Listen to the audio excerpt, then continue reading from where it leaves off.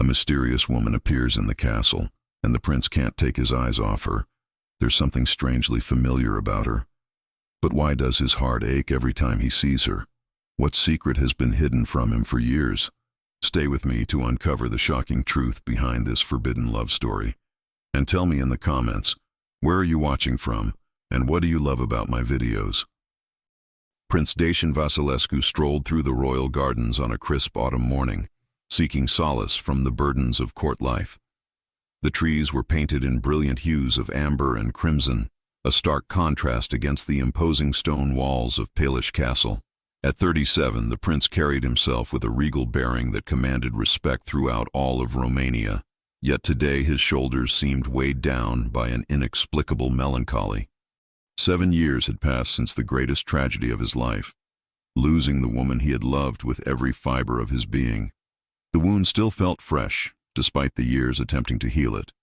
His mother, Queen Elisabetta, insisted he move forward, perhaps even consider another marriage for the sake of the kingdom.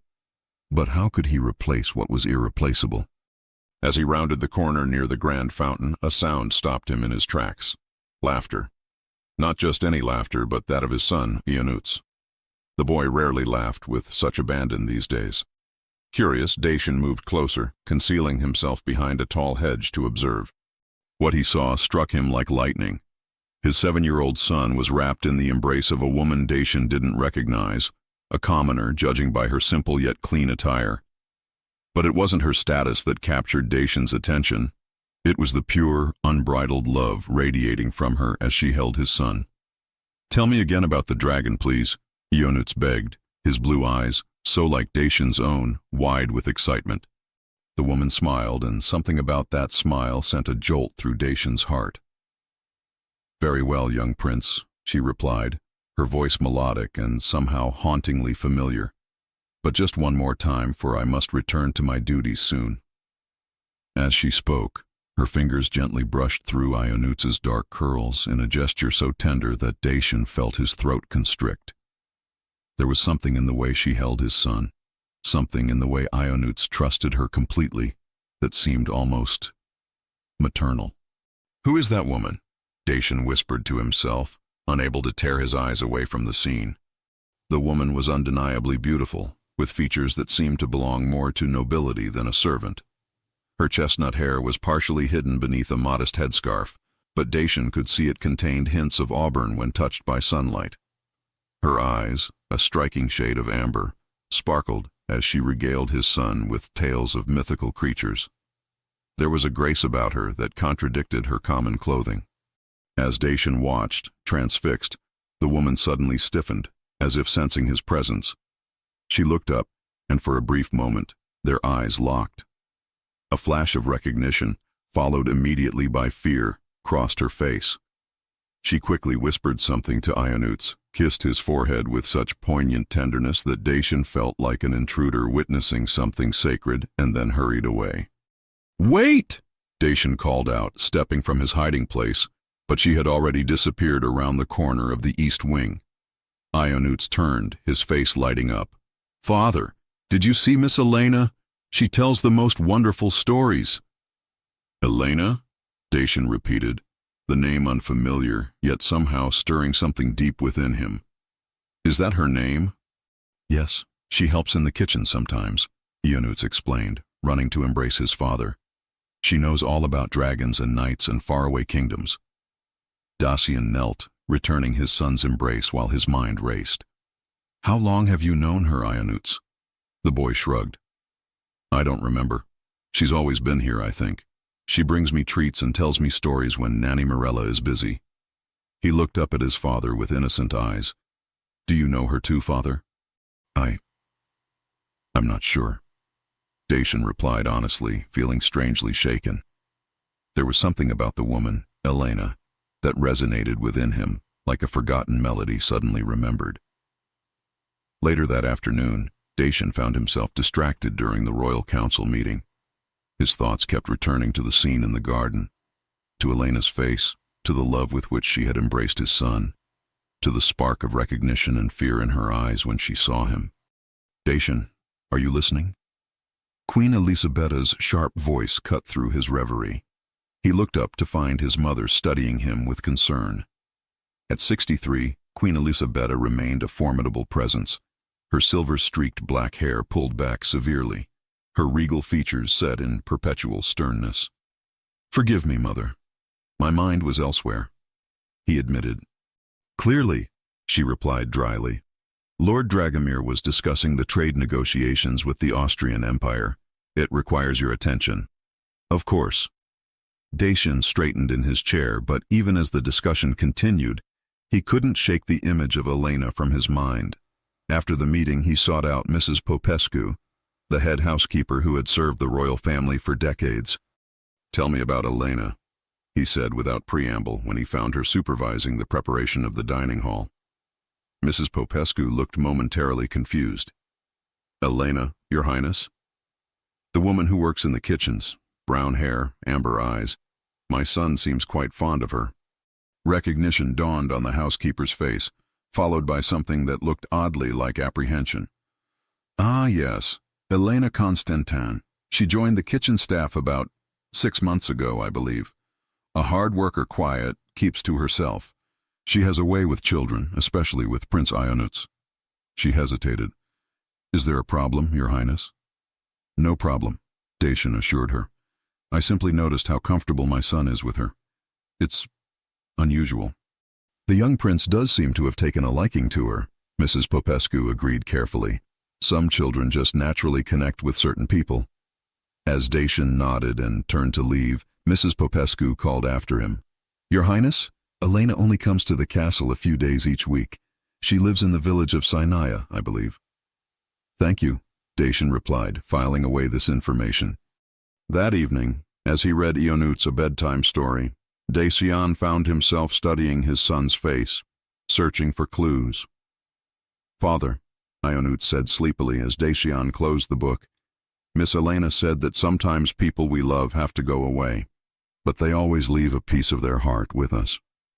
Do you think Mother left a piece of her heart with me before she died?" The innocent question struck Dacian like a physical blow.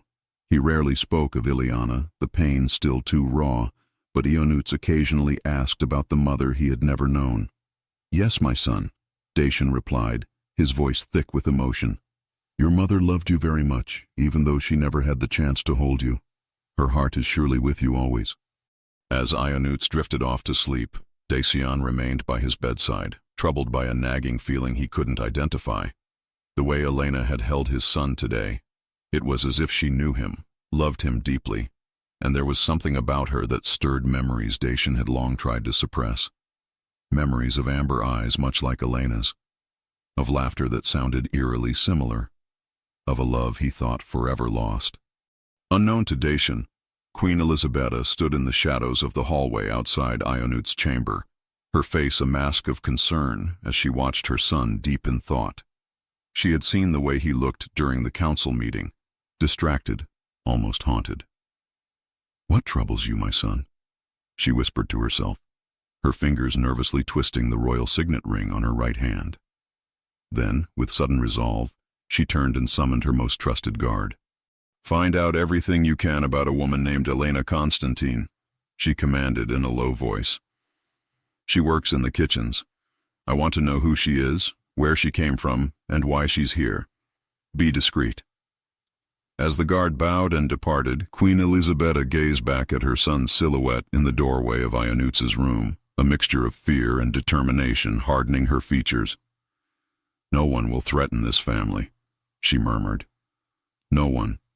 The morning fog clung to the cobblestone streets of Sinaya village, as Elena Constantin, or rather Ileana Vasilescu, as she had been known in another life, hurried through the marketplace. Her worn leather boots splashed through puddles left by the previous night's rain, her woolen shawl pulled tight against the autumn chill. At 36, her beauty remained undimmed despite the hardships she had endured, though fine lines now framed her amber eyes, eyes that had seen too much sorrow. 7 years of longing. 7 years of glimpsing her son from afar. 7 years of loving a man she was forbidden to approach. "You're heading to the castle again today, aren't you?" The question came from Mirella. the elderly woman who had taken Ileana in when she first arrived in the village, broken and pregnant. Ileana paused at the doorway of their modest cottage. "I must, Mirella. He's growing so quickly. Each day I miss is a day I can never reclaim." Mirella's weathered face creased with concern. "The Queen's guards have been asking questions about you in the village. Be careful, child." A chill that had nothing to do with the morning air ran down Ileana's spine. "What kind of questions? Where you came from? Who your family is?" Mirella shook her head. "I said what we agreed, that you came from Brasov after losing your husband." Ileana crossed the room and embraced the older woman. "Thank you, Mirella. I won't put you in danger much longer. I promise." "It's not me I worry about," Mirella replied softly. "If the Queen discovers who you truly are." The unfinished thought hung heavily between them. Both women knew what Queen Elisabetta was capable of. 2 hours later, Ileana, now Elena to those in the castle, moved quietly through the royal kitchens, her head lowered as she attended to her tasks. She had timed her arrival carefully, knowing that Ionuț would be in the gardens for his morning lessons. "Elena," Mrs. Popescu's voice cut through the kitchen clatter. "The young prince has been asking for you. His tutor says he's refusing to concentrate on his lessons today." Ileana's heart leapt at the mention of her son, even as anxiety knotted her stomach. "Should I go to him?" "Please do. Perhaps you can settle him so he can return to his studies afterward." The housekeeper lowered her voice. "And Elena, His Highness, Prince Dacian, was asking about you yesterday." The wooden bowl Ileana had been holding nearly slipped from her fingers. "Prince Dacian? Why would he ask about me?" Mrs. Popescu shrugged. "He noticed how fond the young prince is of you. Nothing to worry about, I'm sure, but—" She hesitated. "Be discreet." Ileana nodded, heart hammering against her ribs as she made her way to the gardens. The prince had noticed her, after all these years of careful avoidance, of stealing moments with Ionuț only when certain Dacian was elsewhere. She had finally been seen. She found Ionuț sitting beneath an oak tree, his geography book open but clearly ignored, as he watched a pair of squirrels chase each other through the branches above. "Good morning, young prince," she called softly. Ionuț's face lit up instantly. "Miss Elena, I knew you'd come today." He scrambled to his feet and ran to her, wrapping his small arms around her waist. Ileana closed her eyes briefly, savoring the embrace. Her son, her beautiful boy, how she longed to tell him the truth, to claim him openly as her own. "Your tutor says you're having trouble concentrating today," she said instead, gently running her fingers through his dark curls. So like his father's. Ionuț pouted. "Geography is boring. I don't care about mountains and rivers." "But you should," came a deep voice from behind them, "especially since you will rule over them someday." Ileana froze, then slowly turned to face Prince Dacian. He stood several paces away, tall and commanding in his formal attire, his blue eyes, Ionuț's eyes, studying her intently. "Your Highness," she murmured, dropping into a curtsy, her gaze fixed on the ground as her heart threatened to burst from her chest. "Father!" Ionuț exclaimed. "Miss Elena was just going to help me with my studies." Was she now? Dacian approached, and Ileana could feel his gaze upon her. Perhaps she could explain why mountains and rivers are important to a future ruler. Gathering her courage, Ileana raised her eyes to meet his. "A wise ruler knows his kingdom's geography, Your Highness. Mountains offer protection and resources. Rivers provide water, transportation, and life to the people. To love one's kingdom is to know every valley and peak." Something flickered in Dacian's eyes. Recognition, perhaps, or memory. "You speak with unusual eloquence for a kitchen maid." "My father was a teacher," Ileana replied, the half-truth coming easily to her lips. "He believed education was important for all his children, even daughters." "A progressive man," Dacian commented, his gaze never leaving her face. "You have my gratitude for inspiring my son's interest. Few have managed that feat." "He is an exceptional child, Your Highness. Curious and kind-hearted. Like his mother was," Dacian said quietly, and Ileana felt the words like a physical blow. I should return to my duties." she stammered, cursying again. Stay, Dacian commanded, though his tone was gentle. Finish what you were doing with Ionuts. I would like to observe. Unable to refuse a direct request from the prince, Ileana sat beside Ionuts on the stone bench, opening his geography book with trembling hands. As she pointed out the Carpathian Mountains on the map, explaining their importance to Romania's history and defense, she felt Dacian's eyes upon her, studying her every movement, her every expression. You remind me of someone, he said suddenly, interrupting her explanation of river valleys. Ileana's breath caught. Do I, Your Highness? Yes. His brow furrowed. Though I cannot place who. I have one of those faces, I suppose? She replied lightly, desperate to change the subject. Ionuts, can you trace the path of the Danube River with your finger? As the boy concentrated on the map, Dacian moved closer, lowering his voice so only Ileana could hear. My son trusts you completely. That is rare for him. Children often sense when they are truly cared for, she answered carefully. And do you care for him truly, Elena Constantin? The use of her false name jarred her. Of course, Your Highness. He is a remarkable child. Dacian's penetrating gaze seemed to search for something in her face.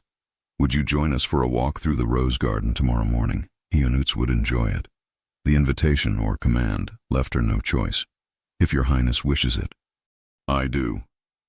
With that, Dacian straightened and addressed his son. Continue your studies, Ionuts. I expect a full report on Romanian geography at dinner. After he departed, Ileana released a shaky breath, her composure threatening to crumble. Are you unwell, Miss Elena? Ionuts asked, his small face pinched with concern. Ileana forced a smile. Just a little tired, young prince. Father likes you, Ionuts said with a child's directness. I can tell. He doesn't talk to many people the way he talks to you. Your father is kind to all his subjects, Ileana deflected. No, it's different, Ionuts insisted. When he looks at you, he seems less sad. The innocent observation pierced Ileana's heart. Had Dacian been sad these past 7 years? Had he truly mourned her? Queen Elisabetta had told her that Dacian had quickly moved past their relationship, that he had been relieved to have his son without the complication of a common-born wife.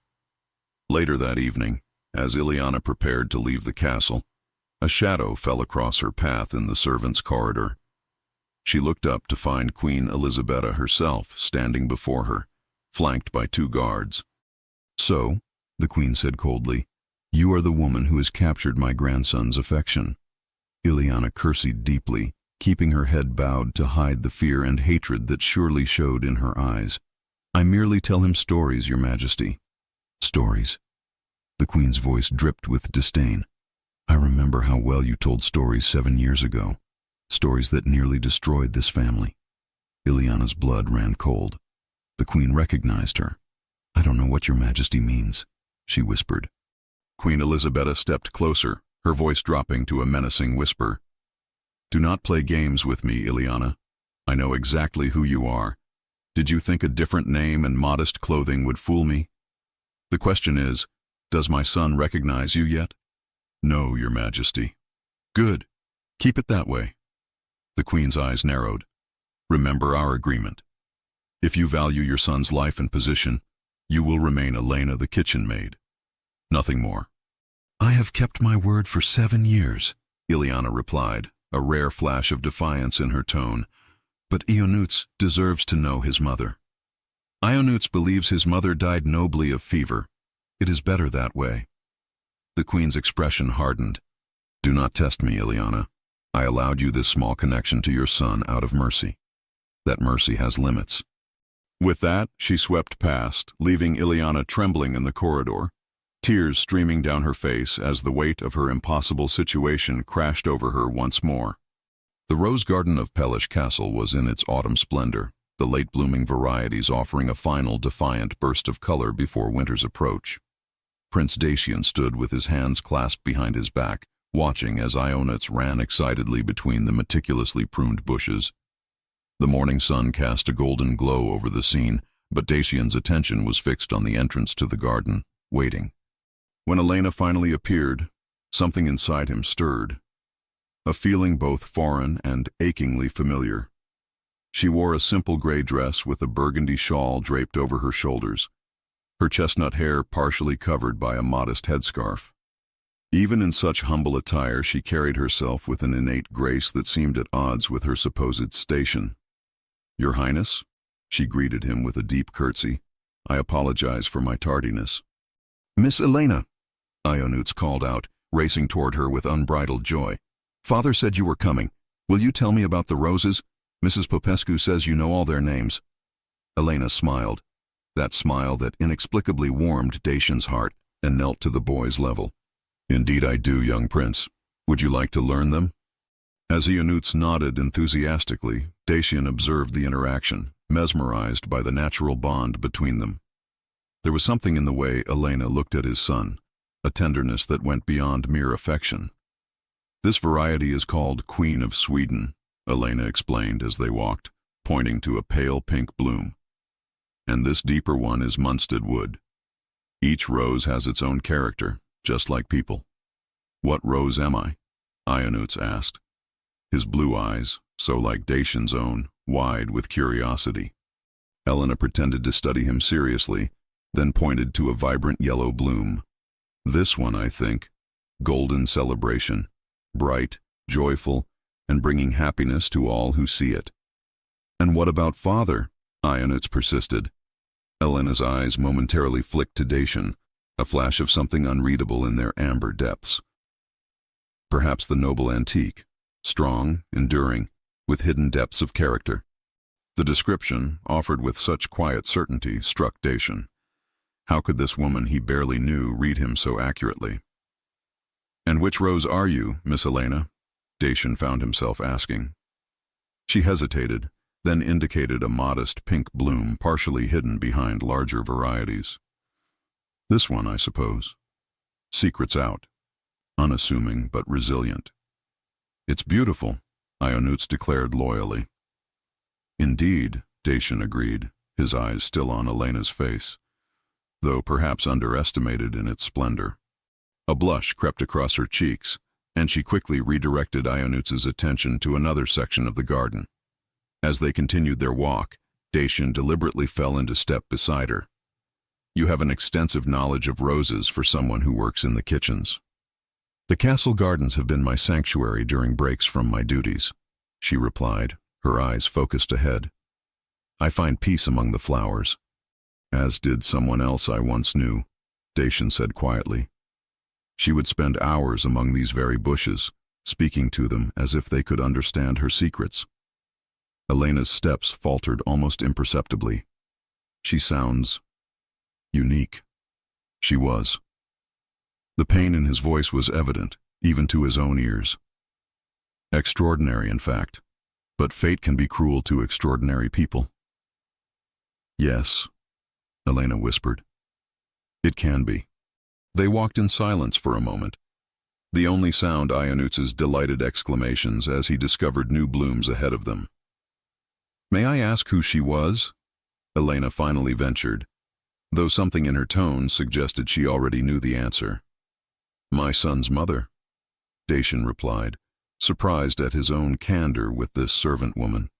Ileana was her name. She died shortly after giving birth to Ionuts. Elena's face had gone pale. "I'm sorry for your loss, Your Highness." "Thank you." Dacian paused, studying her profile. "Strange. There's something about you that reminds me of her." "Perhaps it's merely that we both loved roses," Elena suggested, her voice tight. "Perhaps." But Dacian wasn't convinced. There was more. Something in her mannerisms, in the cadence of her voice, in the way light caught her amber eyes. Or perhaps it's that you both possess the same ability to see beyond titles and crowns to the person beneath. Their eyes met, and for a breathless moment, Dacian felt as if he were falling into familiar depths. Then Elena looked away, breaking the spell. "Ionuts," she called, her voice slightly unsteady. "Come see this white rose. It's called Winchester Cathedral, named after a great church in England." The boy came running back, and Dacian watched as Elena seamlessly shifted into a story about medieval cathedral builders, her expressive hands painting pictures in the air as Ionuts listened, enthralled. Over the next week, Dacian found himself creating excuses to encounter Elena throughout the castle. He would appear unexpectedly in the kitchens to inspect the preparations for state dinners. He rerouted his daily walks to pass through areas where she might be working. Each encounter, however brief, left him more intrigued and oddly comforted by her presence. One rainy afternoon, he discovered her in the castle library, carefully dusting the ancient volumes. "Do you enjoy reading, Elena?"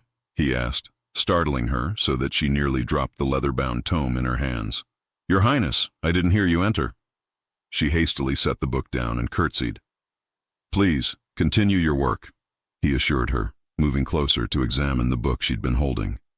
"Ah, Romanian folktales, a favorite of mine as a child." "And mine," she admitted with a small smile.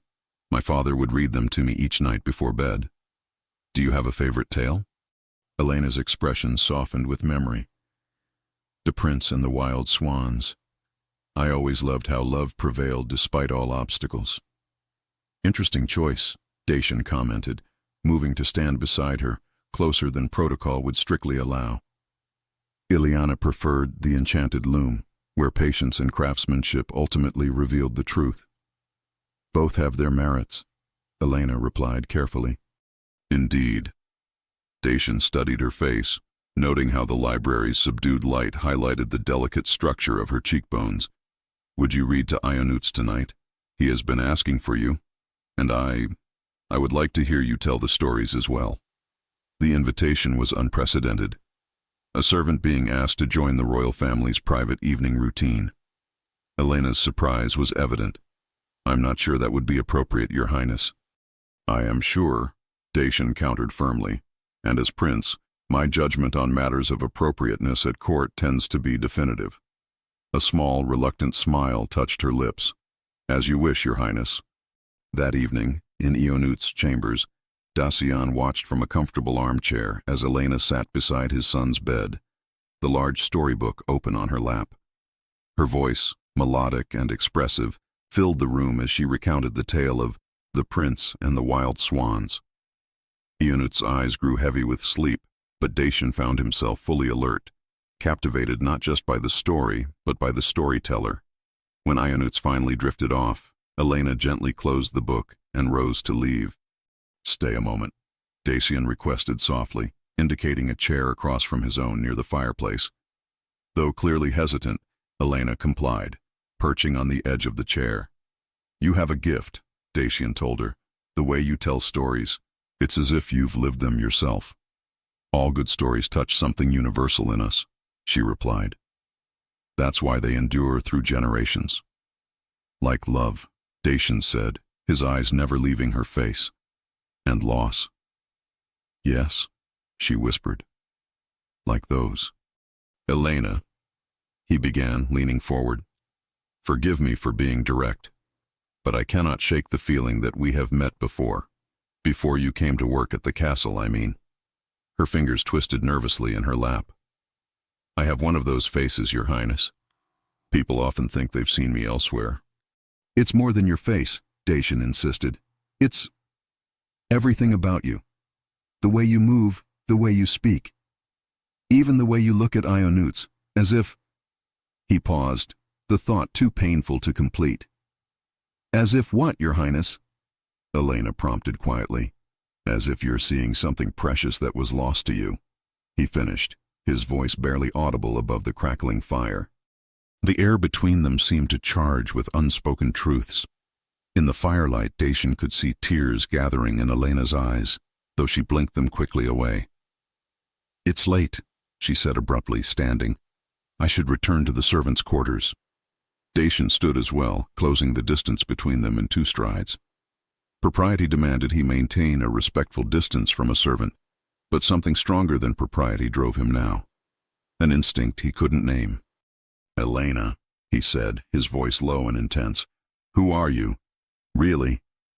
She raised her eyes to his, and in them he saw a storm of emotion, fear, longing, and something else that made his heart race. Just a kitchen maid, Your Highness.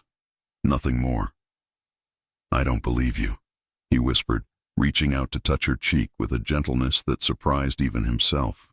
For a moment, one breathless, suspended moment, Elena leaned into his touch, her eyes closing as if in surrender. Then, as quickly as it happened, she pulled away. "Good night, Your Highness," she said, her voice trembling slightly as she curtsied and hurried from the room. Dacian remained motionless, staring at the door long after it closed behind her. His fingertips still tingled where they had touched her skin that felt impossibly familiar. "Who are you?" he whispered again to the empty room, his heart filled with a longing he hadn't felt in 7 years. Unknown to him, just outside the door, Elena pressed her back against the wall, one hand covering her mouth to stifle the sobs that threatened to escape. The other hand clutched at her chest, where beneath her simple dress hung a pendant, twin to the one Dacian still wore beneath his royal garments, the secret token of a love supposedly buried with the past. The morning light filtered through the lace curtains of Ileana's modest cottage in Sanaya village, illuminating the small wooden box she held in trembling hands.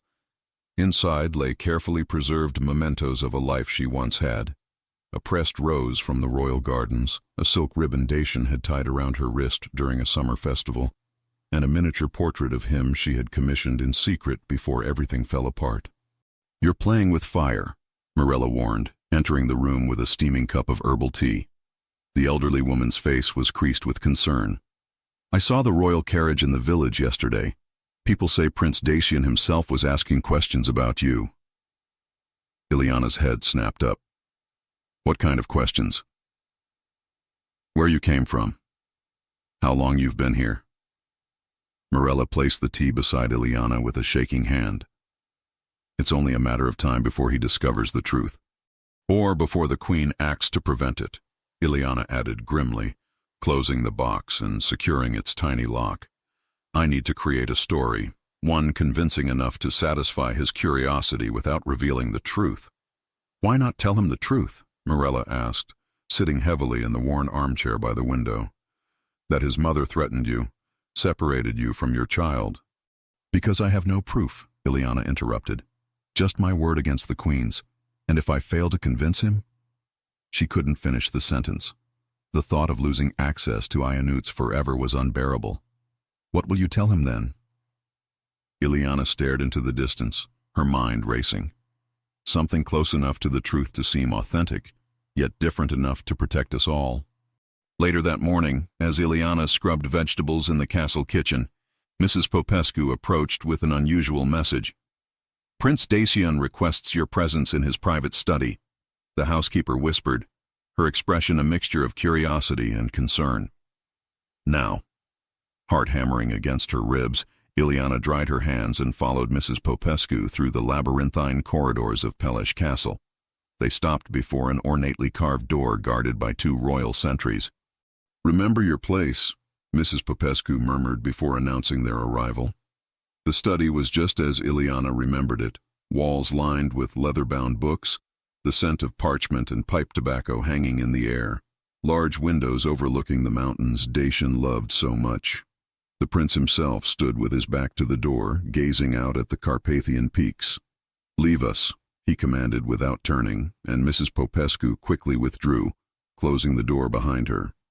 For a long moment, silence stretched between them, thick with unspoken questions. Finally, Dacian turned, his blue eyes intense as they met hers. "You've been avoiding me," he stated. Ileana lowered her gaze respectfully. "I've been attending to my duties, Your Highness." "Don't," Dacian said sharply. "Don't hide behind formalities and curtsies. Something is happening here, between us, and I need to understand what it is." He moved closer, and Ileana fought the urge to step back. 7 years of longing warred with 7 years of fear. "You feel it too, don't you?" he pressed. "This familiarity, as if we've known each other in another life." "Perhaps we simply have compatible spirits, Your Highness," she suggested carefully. Dacian shook his head, frustration evident in the set of his jaw. "It's more than that. You know things, about the roses, about the folk tales I love, about how to connect with my son in ways even I struggle to achieve." He paused, studying her face. "Who are you, Elena Constantine? Where did you come from before you appeared in my castle?" The moment of truth had arrived sooner than Ileana had anticipated. She took a steadying breath and began the story she had crafted. "I was born in a village near Brasov," she began, weaving truth with fiction.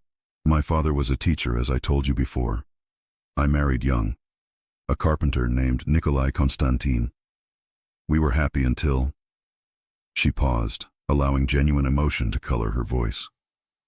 "Until he fell ill with fever 5 years ago. After his death, I found work where I could, eventually making my way to Sinai." "And before you came to the castle?" Dacian prompted. "I worked as a nursemaid for several families in the village," she continued, the prepared lie flowing smoothly from her lips. "I have a way with children.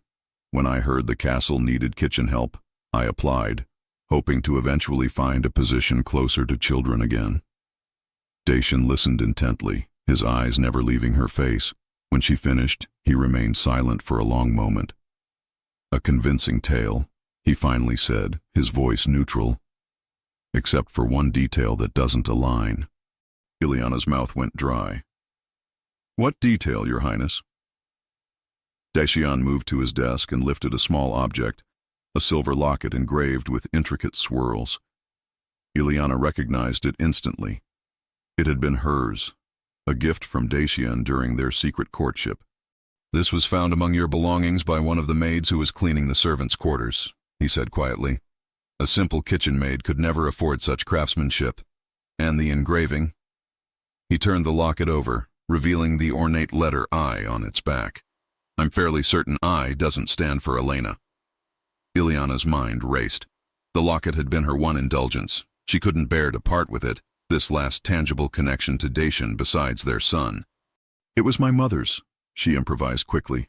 "Her name was Ioana. The locket is all I have left of her." Dacian's expression remained skeptical. "And the royal insignia engraved alongside the initial? Was your mother connected to the court?" Ileana hadn't realized he would recognize the tiny crown symbol, nearly hidden within the decorative pattern. "It was a gift to her," she said, the partial truth slipping out before she could stop it. "From someone at court who valued her service." "What service?" "She was a seamstress," Ileana replied, drawing on her own mother's profession. "She made gowns for noble ladies." Dacian set the locket down on his desk and approached her again, close enough that she could detect the familiar scent of sandalwood that always clung to him. "I want to believe you, Elena," he said softly. "But something tells me you're hiding the truth. Not lying precisely, but withholding."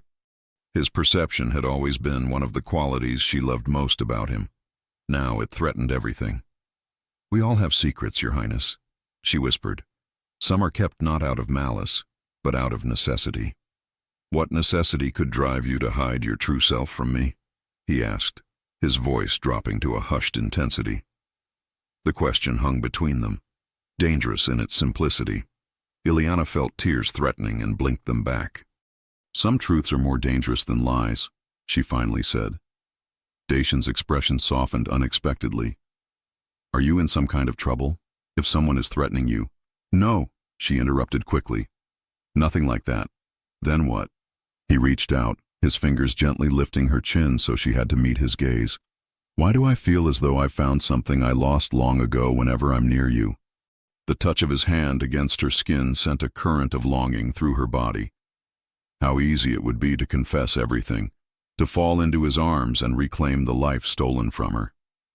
But Queen Elisabetta's threat loomed large in her mind, her son's well-being at stake. "I don't know," she answered, the words catching in her throat.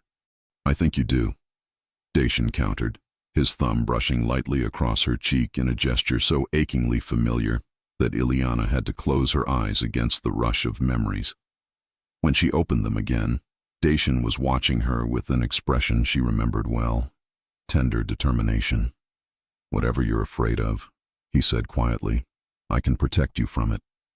A bitter laugh nearly escaped her lips. Could he protect her from his own mother, the formidable Queen Elisabetta? Some things are beyond even a prince's power to change, she said instead. Their eyes held for a long moment before Dacian sighed and stepped back, retrieving the locket from his desk. Keep this hidden better in the future, he advised, pressing it into her palm. And know that when you're ready to tell me the full truth, I will listen without judgment. As his fingers brushed against hers during the exchange, a spark of recognition seemed to pass between them. Dacian froze, his eyes widening slightly as he stared at their hands. That birthmark, he said, his voice suddenly hoarse as he noticed the small crescent-shaped mark on her wrist. Ileana had one exactly like it. Panic flooded through her.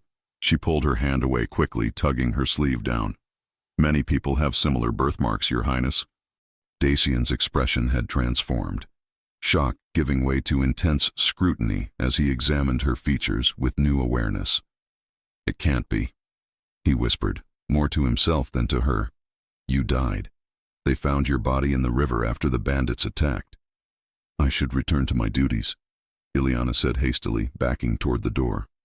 Wait, Dacian commanded, his voice regaining its princely authority. I order you to tell me who you really are. Torn between truth and necessity, Ileana chose the path that would protect her son. I've told you who I am, Your Highness. A widow seeking honest work, nothing more. Before he could respond, a sharp knock came at the door, followed by Queen Elisabetta's imperious voice. Dacian, I must speak with you immediately. The interruption was both salvation and new danger. As the door began to open, Dacian quickly motioned for Ileana to straighten her posture and step away from him. Queen Elisabetta entered, her shrewd eyes immediately assessing the scene before her. Her son standing unusually close to a kitchen maid, tension palpable in the air between them. What is the meaning of this? She demanded, her voice ice-cold. I was questioning the staff about Ionutz's care, Dacian replied smoothly. As my son grows, I want to ensure he's surrounded by the right influences. The queen's gaze shifted to Ileana, and a silent warning passed between the two women. Indeed, the right influences are crucial. You may go, she added dismissively to Ileana. My son and I have important matters to discuss. With a respectful curtsy, Ileana retreated from the room, the locket clutched tightly in her hand and her heart pounding with fear. Dacian was beginning to remember, beginning to see through her disguise. It was only a matter of time before the fragile web of lies collapsed around them all. The soft glow of dusk painted the Carpathian mountains in hues of lavender and gold, as Ileana hurried along the narrow path toward the abandoned hunting lodge. For 3 nights now she had been meeting Dacian in secret, drawn by a force stronger than her fear. Each evening, she told herself it would be the last time. Each morning, she knew she would return when darkness fell. The lodge stood a half-mile from the castle grounds, nestled among ancient pines and forgotten by most of the court. Years ago it had been their sanctuary, the place where a prince and a common-born woman had fallen in love away from judging eyes. Now it served as their refuge once more. Dacian was already waiting when she arrived, stoking a small fire in the stone hearth. He looked up as the wooden door creaked open, his face illuminated by the dancing flames. I feared you wouldn't come, he said, rising to his feet. Ileana remained by the door, one hand still on the handle. I shouldn't be here. And yet you are. He crossed the room in 4 long strides, taking her hands in his. As am I. The touch of his skin against hers sent warmth cascading through her body. 7 years of longing, of emptiness, seemed to crystallize in this single moment of connection. This is dangerous, she whispered, even as she allowed him to lead her toward the fire's warmth. More dangerous than the ache I feel whenever you're not near. Dacian's voice was low, intimate. More dangerous than the questions that keep me awake night after night. They sat beside each other on the worn bench before the hearth. In the flickering firelight, with his formal attire exchanged for a simple shirt and riding breeches, he looked less like the crown prince and more like the man Ileana had loved, still loved, despite everything. You still don't trust me with the truth, he observed, studying her profile. Ileana stared into the flames. It's not a matter of trust. Then what? Some truths come with consequences too grave to risk, she replied carefully. Dacian's hand came to rest gently on her cheek, turning her face toward his. What could be more grave than living a lie? Than the hollow existence I've endured these past 7 years? The raw honesty in his voice nearly broke her resolve. You've had your son, she reminded him softly. Yes. His blue eyes, so like Ionutz's, held hers steadily, the only light in my darkness. But even with him, something has always been missing. He paused, his thumb tracing the curve of her cheekbone. Until you appeared in my garden, holding him as if he were the most precious thing in the world. Ileana couldn't help leaning into his touch, her eyes closing briefly against the surge of emotion. He is precious. Elena, Dacian whispered, the false name a reminder of the chasm between truth and pretense. When I'm with you, I feel alive again.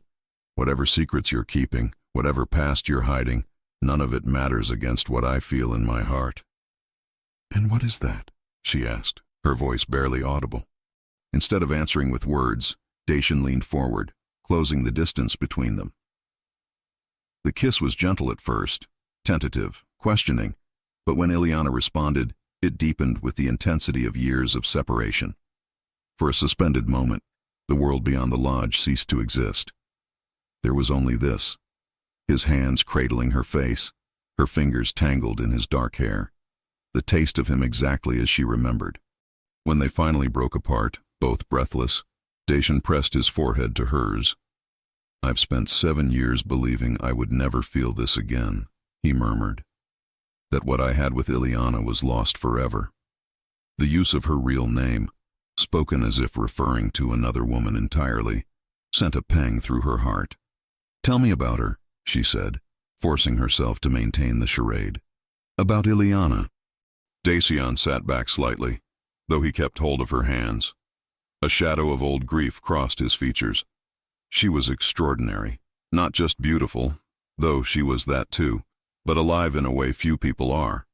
She saw the world differently, found wonder in ordinary things, questioned traditions others blindly accepted. She sounds remarkable, Ileana said softly, strange as it was to speak of herself in the third person. She was the daughter of a seamstress, Dacian continued, his gaze distant with memory. We met by chance when she was delivering gowns to the castle. I was immediately captivated, though she was unimpressed by my title. A smile touched his lips. She told me titles were just words, and she preferred to judge people by their actions. Ileana remembered that day vividly, how nervous she'd been entering the grand castle, how the arrogant young prince had tried to charm her, and how she'd surprised even herself with her boldness. We met in secret for months, Dacian went on. Here, actually. This was our place. His eyes refocused on her face, searching. Sometimes I wonder if that's why you feel so familiar, because you remind me of her. Perhaps, Ileana agreed carefully. Or perhaps souls who are meant to connect will always find each other, regardless of circumstance. Dacian's expression softened. That's exactly the kind of thing she would say. He raised her hand to his lips, placing a gentle kiss on her knuckles. When she told me she was carrying my child, it was the happiest day of my life. I planned to defy tradition, to marry her despite my mother's objections. What happened? Ileana asked, though she knew the truth all too well. Pain flashed across his features. Bandits attacked while she was traveling to meet me. By the time my guards reached the scene, they found only blood and evidence of a struggle. Days later, a body was recovered from the river downstream. His voice grew hoarse. It was so damaged by the water and rocks that identification was difficult. But the dress was hers, and she was wearing this. He reached beneath his shirt collar and withdrew a silver pendant, identical to the one hidden beneath Ileana's own clothing. I had a matching pair made, he explained. One for each of us, a symbol that even when apart, we remained connected. Ileana fought to keep her expression neutral despite the storm of emotions within. How did your son survive? A miracle, Dacian replied. The bandits, for reasons I'll never understand, spared the child and left him near a village. Word reached the castle, and we recovered him. His jaw tightened. It's the only reason I survived losing her, knowing that part of her lived on in him. The fabricated story, Queen Elisabeta's masterful lie, still held such power over him. Ileana ached to tell him the truth, to show him her matching pendant, to end the deception. Instead, she gently squeezed his hand. She would be proud of the father you've become. Would she? Uncertainty clouded his features. I've tried to give Ionuts everything, but there are times when I look at him and see her so clearly that it steals my breath. In those moments I fear I've failed them both. No, Ileana said with sudden fierceness. You could never fail him. The love you show him each day, the way you honor his spirit rather than trying to mold him into a perfect prince. She would treasure that. Dacian studied her face intently. How do you know what I do with my son when you're not present? Ileana realized her mistake too late. Servants talk, she offered weakly, and Ionuts speaks of you often with great admiration. Dacian's expression remained thoughtful, but he didn't press further. Instead, he stood and moved to the window, gazing out at the moonlit forest. I never thought I could feel this way again, he said quietly. After Ileana died, I locked away that part of myself. For Ionuts' sake, I continued living, but nothing felt real. Then you appeared, and suddenly, he turned back to face her, his expression vulnerable in a way few ever saw. Suddenly, everything is vivid again. Colors are brighter, music has meaning. I find myself looking forward to each new day. He crossed back to her, kneeling before her so they were at eye level. I don't understand it, this connection between us. It defies reason, but I know with absolute certainty that I cannot lose you as I lost her. Dacian, she breathed, using his name without title for the first time since their reunion. He took her hands in his eyes intense with emotion. Whoever you truly are, whatever brought you to my castle, I don't care. I only know that I love you, impossibly and completely. The declaration hung in the air between them, as powerful as it was unexpected. Tears filled Ileana's eyes, blurring her vision. You can't love me, she whispered. You don't even know me. My heart knows you, he countered, just as it knew Ileana from the first moment we met. Unable to contain the tumult of emotions any longer, Ileana rose abruptly. I should go. It's late and people will notice my absence. Dacian stood as well, concern etched on his features. Have I spoken too boldly? If so, I apologize, but I won't retract the sentiment. No, she assured him, gathering her shawl around her shoulders. Your words honor me more than you can know. But this, us, it's complicated in ways you can't imagine. Then help me understand, he urged, catching her hand as she moved toward the door. Whatever obstacles stand between us, we can overcome them together. The earnest certainty in his voice nearly undid her. How like him to believe that love could conquer all, even the manipulations of a queen determined to protect the royal bloodline. Some things can't be overcome by will alone, she said sadly. I refuse to accept that. Dacian's jaw set with the stubborn determination she remembered well. Meet me here again tomorrow night. Please. There is more I wish to say, to ask. Ileana hesitated, knowing she should refuse, knowing each meeting only deepened their connection and increased the danger. Please, he repeated softly. Tomorrow, she finally agreed, her resolve crumbling beneath the weight of her love for him. He raised her hand to his lips once more, sealing the promise with a kiss that lingered on her skin long after she had slipped away into the night. Unknown to either of them, a figure observed from the shadows of the pines, Captain Radu, the Queen's most trusted guard, his face impassive as he watched the clandestine meeting unfold. When Ileana had disappeared down the path toward the village and Dacian had retreated inside the lodge, the captain emerged from his hiding place, mounting his horse with silent efficiency. Queen Elisabeta would want to know that her worst fears were being realized. The past she had so carefully buried was clawing its way back to the surface, threatening everything she had sacrificed to protect. The marketplace of Sinai bustled with activity as vendors called out their wares and villagers haggled over prices. Ileana moved through the crowd with practiced ease, her basket balanced on one arm as she selected vegetables for the evening meal. Her mind, however, was far from the mundane task, replaying the previous night's encounter with Dacian, his declaration of love echoing in her thoughts. "Elena!" A familiar voice cut through the market noise. Ileana turned to see Anna, one of the castle's chambermaids, hurrying toward her. The young woman's face was flushed with excitement.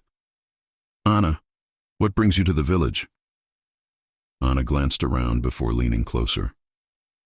"I've been looking everywhere for you. The prince has been asking for you all morning." A flutter of anxiety rose in Ileana's chest. "Did he say why?" "No, but he seemed different. Agitated, perhaps." Anna shrugged. "And there's more. An old man arrived at the castle today, asking to see the prince. I overheard Mrs. Popescu say he used to be the royal physician years ago." Ileana nearly dropped her basket. "Dr. Mattei, he's returned." Anna's eyebrows rose. "You know him?" "I've heard of him," Ileana amended quickly. Dr. Mattei had been present at Ionutz's birth, one of the few people who knew the truth about what had happened 7 years ago. If he had returned and spoken with Dacian— "I must go," Ileana said abruptly, thrusting her half-filled basket into Anna's hands. "Please, tell Mrs. Popescu I'll be at the castle within the hour." Without waiting for a response, she hurried through the market, her heart pounding against her ribs. If Dr. Mattei had returned, it could only mean one thing. The carefully constructed facade was beginning to crumble. An hour later, Ileana slipped through the servants' entrance of Pelesh Castle, her mind racing with possible scenarios. She had nearly reached the kitchens when a firm hand grasped her elbow. "The prince wishes to see you," Captain Radu stated, his expression unreadable as always. "Immediately." The captain led her not to Dacian's study, but to a secluded parlor in the east wing. He opened the door without announcing her, then closed it firmly behind her as she entered. Dacian stood by the window, his back to her, hands clasped tightly behind him. The rigidity of his posture sent a wave of apprehension through her. "Your Highness," she began cautiously. "You asked to see me?" For a long moment he didn't respond or turn. When he finally spoke, his voice was controlled in a way that suggested powerful emotions held carefully in check. "I had an interesting conversation this morning," he said, still facing the window. "With Dr. Mattei, the former royal physician." Ileana's mouth went dry. "I see." "Do you?" Now Dacian turned, his blue eyes boring into hers with an intensity that made her step back. "He's been living in Vienna these past 7 years. Imagine my surprise when he arrived today, saying he could no longer live with the weight of his conscience." He moved toward her slowly, like a predator stalking its prey. "Dr. Mattei attended the birth of my son. He was also responsible for identifying Ileana's body after the supposed bandit attack." He paused directly before her. "Except there was no body to identify. There never was." The blood drained from Ileana's face. "Your Highness?" "He told me everything," Dacian interrupted, his voice rising. "How my mother orchestrated the entire charade. How she threatened a young woman carrying the royal heir, forcing her to disappear after giving birth." His eyes never left her face. How she made a loyal physician lie to his prince about the death of the woman he loved. The moment she had both longed for and dreaded had arrived. The truth, so long buried, lay exposed between them. "Why?" Dacian demanded, his composure finally cracking. "Why would you let me believe you were dead for 7 years? Why would you abandon our son?" "I never abandoned him," Ileana whispered, tears filling her eyes. "Your mother gave me no choice, Dacian. She told me if I ever revealed myself to you, if I ever claimed Ionutz as my own, she would ensure he suffered the consequences." "That's absurd," Dacian scoffed, though uncertainty flickered in his eyes. "My mother can be cold, even calculating, but she would never harm her own grandson. Not physically, perhaps," Ileana countered. "But she made it clear he would be sent away, raised in obscurity, denied his birthright. And you—" Her voice caught. "She said you had already accepted the story of my death, that you were relieved to be free of a misalliance while keeping your heir. Dacian's expression transformed from anger to horror. And you believed that? You believed I could ever feel relief at losing you? I didn't want to, Ileana admitted, tears now streaming freely down her cheeks. But I was 19, terrified, had just given birth, and was separated from my child. Your mother can be very convincing. A muscle worked in Dacian's jaw as he processed her words. He turned away abruptly, pacing the length of the parlor. All these years, he said, more to himself than to her. All these years of grief, of emptiness, and you were alive, just beyond the castle walls. I couldn't stay away completely, Ileana confessed softly. 6 months ago, I could bear it no longer. I had to see him, and you, so I created the identity of Elena Constantin and secured a position in the kitchens. Dacian stopped pacing and faced her again. The birthmark on your wrist, the way you knew the castle, your connection with Ionuts. He shook his head, self-recrimination clear in his expression. How did I not see it immediately? You saw what you expected to see, Ileana replied gently. A servant, a stranger. No. Dacian crossed the room in 3 long strides, taking her face between his hands with unexpected tenderness.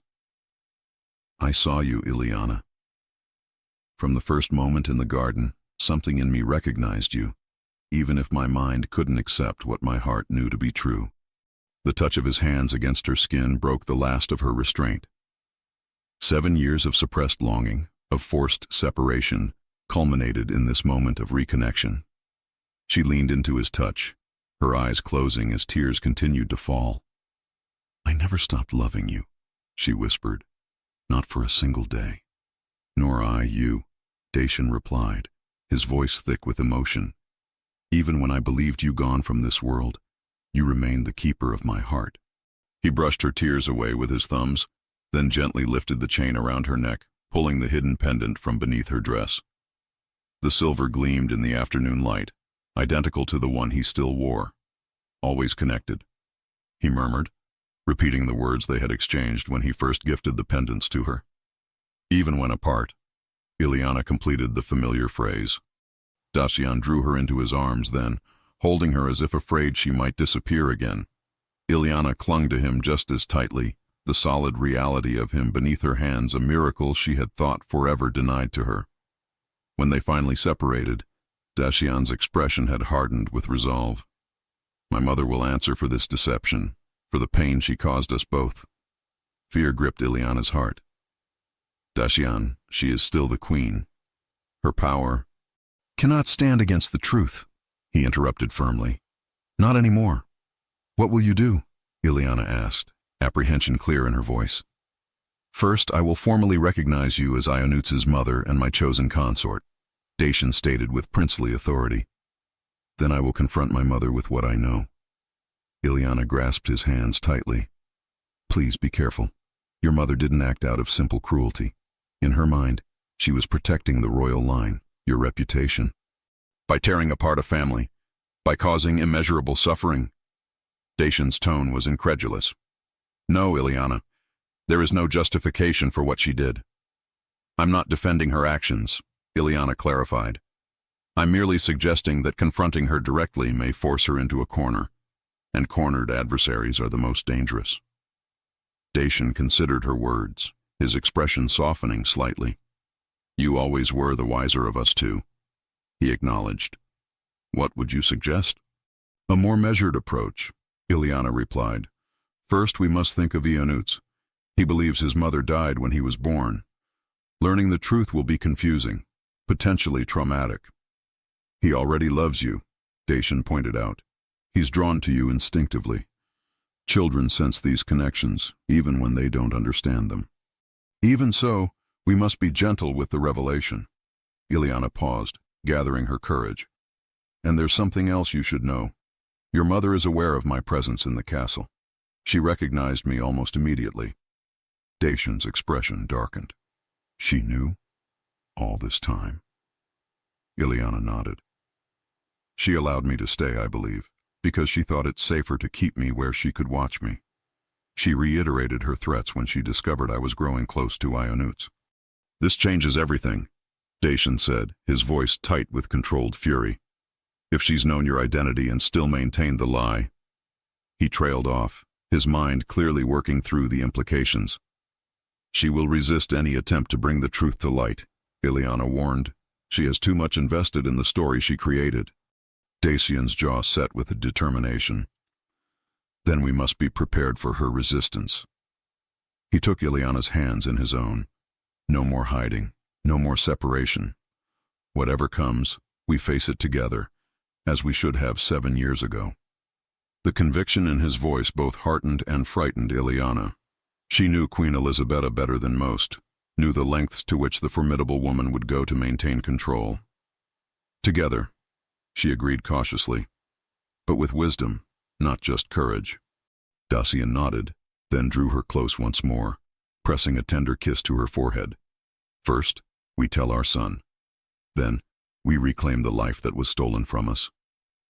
As they stood embraced in the quiet parlor, the shadow of Queen Elisabetta seemed to loom over them. The truth had begun to emerge, but the battle to claim it fully still lay ahead, a battle that would test not only their love but their very souls. Unknown to them, Dr. Mattei was already being escorted from the castle grounds under heavy guard, his weathered face marked with fear as Captain Radu delivered him to a waiting carriage bound not for Vienna, but for a remote monastery in the Carpathian Mountains, where the Queen's secrets had been buried before. The pieces on the royal chessboard were moving, and the Queen was not prepared to concede, not without deploying every weapon in her considerable arsenal. The royal nursery was bathed in warm afternoon sunlight as Ileana and Dacian entered, hand in hand. Ionut sat at a small table by the window, absorbed in drawing an elaborate scene of knights and dragons. He looked up at their arrival, his blue eyes, so like his father's, lighting with pleasure. "Father, Miss Elena!" He abandoned his artwork and ran to them, his childish enthusiasm a stark contrast to the gravity of the moment. Dacian knelt to embrace his son, then gently guided him back to the table. "Ionuts, we have something important to talk with you about." The boy's expression grew solemn, sensing the weight in his father's tone. "Am I in trouble?" "No, my brave one," Dacian assured him with a smile. "Quite the opposite. This is about family, our family." Ileana knelt beside the child, her heart pounding so fiercely she feared Ionuts might hear it. How did one explain such a complex situation to a 7-year-old? They had debated for hours on the approach, wanting to be truthful without overwhelming him. "Ionuts," she began gently, "do you remember the stories I've told you about love that's so powerful it can overcome any obstacle?" The boy nodded, like the prince who fought the dragon to save his princess. "Yes, exactly," she smiled, fighting back tears. "Your father and I have a story something like that, a story that involves you." Confusion crossed the child's features. "You and father have a story together?" Dacian moved closer, forming a protective circle with the three of them. "Ionuts, you know that you were born to a mother who loved you very much, but who we thought had died." The boy's face clouded. "You said she watches over me from heaven." "I believed that was true," Dacian replied carefully. "But sometimes in life, things we believe are not what really happened." Ionuts looked between them, his young mind struggling to follow. "I don't understand." Ileana took a deep breath. "The truth is, I didn't die, Ionuts. I am your mother." The simple declaration hung in the air. Ionuts stared at her, uncomprehending at first, then with dawning astonishment. "You're my mother?" "Yes," she whispered, tears now flowing freely. "I gave birth to you 7 years ago. I've loved you every moment since, even when I couldn't be with you." "But why weren't you with me?" The innocent question cut deeper than any accusation could have. Dacian placed a reassuring hand on the boy's shoulder. "Because sometimes adults make mistakes, son. Your grandmother, the Queen, thought it would be better if your mother stayed away from the castle." "Why would she think that?" Ionut's brow furrowed in childish indignation. "Doesn't she know that children need their mothers?" The pure simplicity of his logic brought a sad smile to Ileana's lips. "She believed she was protecting you and your father."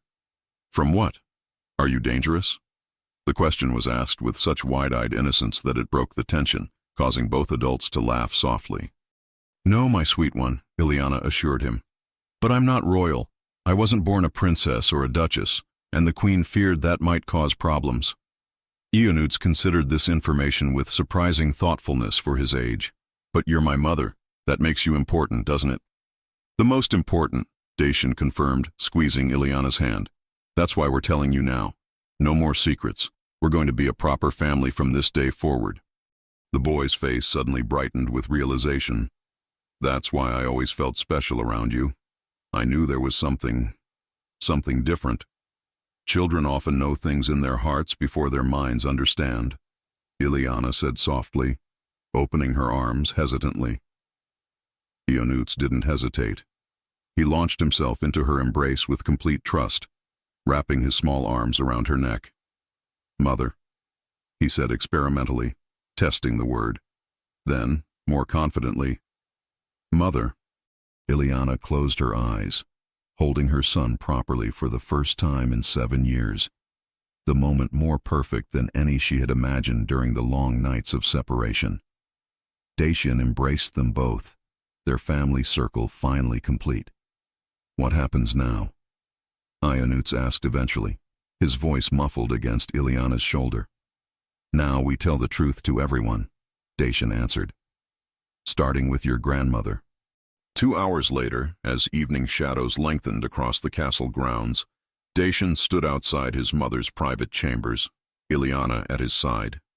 Captain Radu guarded the ornate doorway, his expression betraying nothing as he announced their arrival to the queen. "Enter," came the imperious response from within. Queen Elisabetta sat at her writing desk, seemingly absorbed in correspondence. She did not look up immediately as they approached, a calculated display of authority and indifference. "Mother," Dacian began, his voice firm, "we need to speak with you." The queen finally raised her eyes, taking in the sight of her son standing protectively beside Ileana. Something flickered briefly in her gaze. Resignation, perhaps, before her features settled back into regal composure. "I see you've finally recognized your kitchen maid for who she truly is," she remarked coolly. "I wondered how long it would take." "You knew all along," Dacian stated, not a question, but an accusation. "You orchestrated this deception from the beginning." Queen Elisabetta set down her quill deliberately. "I did what was necessary to protect this family and the crown you will one day wear." "By separating a mother from her child? By condemning your own son to years of needless grief?" Anger edged Dacian's voice. "Grief fades," the queen responded dispassionately. "Scandal endures. The heir to Romania's throne cannot marry a seamstress's daughter from the village." "And yet I will," Dacian countered firmly. "I've already informed Eonuts of the truth. Ileana will be formally recognized as his mother and as my future wife." For the first time, Queen Elisabetta's composure faltered slightly. "You've told the boy?" Her gaze shifted to Ileana, hardening. "You overestimate your position, both of you. What's done cannot be undone so easily." "It was never your decision to make," Ileana spoke at last, her voice steadier than she felt. "A mother and child belong together. A loving family should not be torn apart for the sake of appearances." "Family?" The queen's laugh was brittle. "You know nothing of royal families, girl. We exist to serve the crown, not our hearts. Personal happiness is a luxury rarely afforded to those born to rule." "That's where you're wrong, mother," Dacian interjected. "A ruler disconnected from his heart cannot truly serve his people. The compassion and love I feel for Ileana and our son make me stronger, not weaker." Queen Elisabetta rose from her desk, drawing herself to her full height. Despite her advancing years, she cut an imposing figure, a lifetime of command evident in her bearing. "You speak of love as if it were the only consideration," she said. "But a prince has responsibilities beyond his personal desires. The stability of the monarchy, the respect of foreign powers, the continuation of a pure bloodline. These are not trifling matters." "And you speak of bloodlines as if they determine a person's worth," Dacian countered. "Ileana has shown more nobility in her actions, more strength in her character, than many born to aristocratic titles." The queen's expression hardened further. You've always been idealistic, Dacian. It is both your greatest virtue and your most dangerous weakness. She turned her attention to Ileana. And you.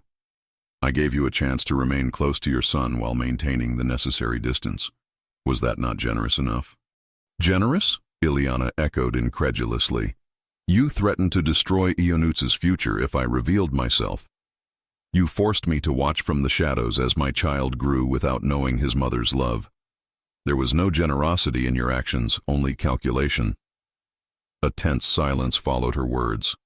Queen Elisabetta studied Ileana with new appraisal, as if seeing not the frightened young woman of 7 years ago, but a formidable opponent. You've grown bolder, she observed coldly. But boldness without caution can lead to ruin. She returned to her desk, picking up a sealed document. I had this prepared when I learned of Dr. Matei's return. I knew this day might come. What is that? Dacian demanded. A royal decree, signed by me as regent, declaring Ileana Vasilescu legally dead 7 years ago. The queen's smile was thin. Legally, she cannot be Ionutz's mother. Elena Constantine, on the other hand, is merely a servant with no claim to the prince's affections or the royal succession. Dacian's face darkened with fury. You cannot possibly believe such a transparent maneuver would succeed. I am the crown prince. My word is not yet law, Queen Elisabetta finished for him. Until you wear the crown, I remain Romania's ruler. My authority supersedes your wishes, particularly in matters of state. Ileana felt cold dread settling in her stomach. The queen had anticipated this confrontation, had prepared for it meticulously. The people will never accept such a transparent manipulation, Dacian argued. When they learn the truth, they will learn what I determine is appropriate for them to know. The queen interrupted. The common people love a tragic tale, the prince who lost his beloved raising their son alone. They will be far less enamored with the scandal involving deception and a commoner infiltrating the royal household. Dacian took a step forward, his restraint visibly slipping. Enough, mother. I did not come here to negotiate or to seek your approval. I came to inform you of my decision. Ileana will be recognized as Ionutz's mother and as my future wife. The court will be told the truth, that you separated us through manipulation and threats. The queen's eyes flashed dangerously. Consider carefully before you make an enemy of me, my son. Even princes are not beyond the reach of royal justice. Are you threatening me? Dacian's voice was quiet but intense. I am reminding you of reality, Queen Elisabetta replied coolly. Allegations of treason have been levied against those of royal blood before when their actions threatened the stability of the crown. The implied threat hung heavily in the air. Ileana moved closer to Dacian, taking his hand in silent support. We will not be intimidated, she stated firmly. Not anymore. Whatever documents you've prepared, whatever legal manipulations you've arranged, they cannot stand against the truth. Queen Elisabetta regarded them both for a long moment, cold calculation in her eyes. Finally, she spoke with deadly calm. You have until tomorrow morning to reconsider your position. Return to your duties as Elena Constantine, and this unfortunate conversation will be forgotten. Continue this charade, and you will discover precisely how far I am willing to go to protect this family's legacy. With that, she rang a small silver bell on her desk. Captain Radu entered immediately, as if he had been waiting for the summons. The prince and his companion are leaving, the queen announced. Please escort them to their respective quarters. Respective? Dacian questioned sharply. Ileana stays with me now. Until tomorrow morning, the woman known as Elena Constantine remains a servant in this household, Queen Elisabetta stated flatly. She will return to the servants' quarters. Dacian began to protest, but Ileana squeezed his hand in warning. The queen was testing them, probing for weaknesses. Open defiance now might provoke her to more drastic measures. It's all right, Ileana assured him softly. One more night changes nothing. The look that passed between them conveyed what words could not. Caution now, strength later. With a terse nod to his mother, Dacian allowed Captain Radu to lead them from the royal chambers. As they walked the corridor outside, Dacian whispered urgently, Be vigilant tonight. Lock your door. I'll post guards I trust. Ileana nodded, the weight of the Queen's threats settling heavily upon her shoulders. The confrontation had unfolded as she had feared. Queen Elisabetta would not relinquish control without a fight, and in royal battles the casualties were seldom limited to the principal combatants. Dawn had barely broken over the Carpathian Mountains when Dacian was awakened by an urgent knocking at his chamber door. He rose quickly, apprehension already building in his chest. The events of the previous day, confronting his mother, reuniting with Ileana, telling Ionuts the truth, had left him both elated and deeply concerned. "Enter," he called, pulling on a robe. Lord Dragomir, his most trusted advisor, stepped into the room. The older man's face was grave. "Your Highness, forgive the early intrusion, but there's a situation requiring your immediate attention." "What is it?" Dacian asked sharply, already moving to dress. "It's the woman, Elena Constantine, or rather Ileana Vasilescu. She's gone." Dacian froze midway through fastening his shirt. "What do you mean, gone?" "Her quarters in the servants' wing were empty this morning. The bed does not appear to have been slept in." Lord Dragomir hesitated before continuing. "And there's more. Queen Elisabetta has called an emergency session of the Royal Council. She's making serious allegations." A cold dread settled in Dacian's stomach. "What kind of allegations?" "Treason, Your Highness. Against you." 30 minutes later, Dacian strode into the council chamber, his face a mask of controlled fury. The long oak table was surrounded by the 12 members of the Royal Council, dukes, ministers, and religious leaders who served as the crown's advisors. At the head sat Queen Elisabetta, resplendent in formal regalia, her silver-streaked hair elaborately styled beneath a small diamond tiara. "Mother," Dacian acknowledged with cold formality, "I understand you've called this council on a matter of urgency. Perhaps you could explain why Ileana Vasilescu has disappeared from the castle." The Queen's expression remained impassive. "Please be seated, my son. We have grave matters to discuss." Dacian remained standing. "I prefer to stand until I have answers regarding Ileana's whereabouts." "Very well." Queen Elisabetta gestured to Captain Radu, who stepped forward with a leather portfolio. "These documents were discovered in the woman's quarters after she fled the castle last night." "Fled?" Dacian repeated incredulously. "She would never leave voluntarily, not without Ionuts." The Queen ignored his protest, opening the portfolio and distributing several papers to the council members. "These letters reveal a plot of the most treasonous nature. The woman known to you as Elena Constantine, or Ileana Vasilescu, as she has apparently convinced some of you, has been corresponding with agents of the Ottoman Empire. She has been gathering information on our defenses, our alliances, and the royal family itself." Murmurs of shock and concern rippled through the assembled council members. Dacian snatched one of the letters, scanning it quickly. "This is absurd," he declared. "These are forgeries. Ileana has no connection to Ottoman agents. She's lived peacefully in Sinai for years, mourning the loss of her son." "A convincing performance," the Queen agreed coldly. "Made all the more effective by your personal history with her. Your emotional attachment has blinded you to her true nature." Dacian slammed the fabricated letter onto the table. "Enough of these lies. Where is she?" Queen Elisabetta's eyes hardened. "She has been detained for questioning, as is appropriate for those suspected of high treason." "Detained? By whose authority?" Dacian demanded, though he already knew the answer. "By mine," the Queen replied calmly. "As regent and protector of the realm. The same authority by which I now must take the painful but necessary step of confining you until this matter is fully investigated." The council chamber erupted in shocked exclamations. Lord Dragomir rose from his seat.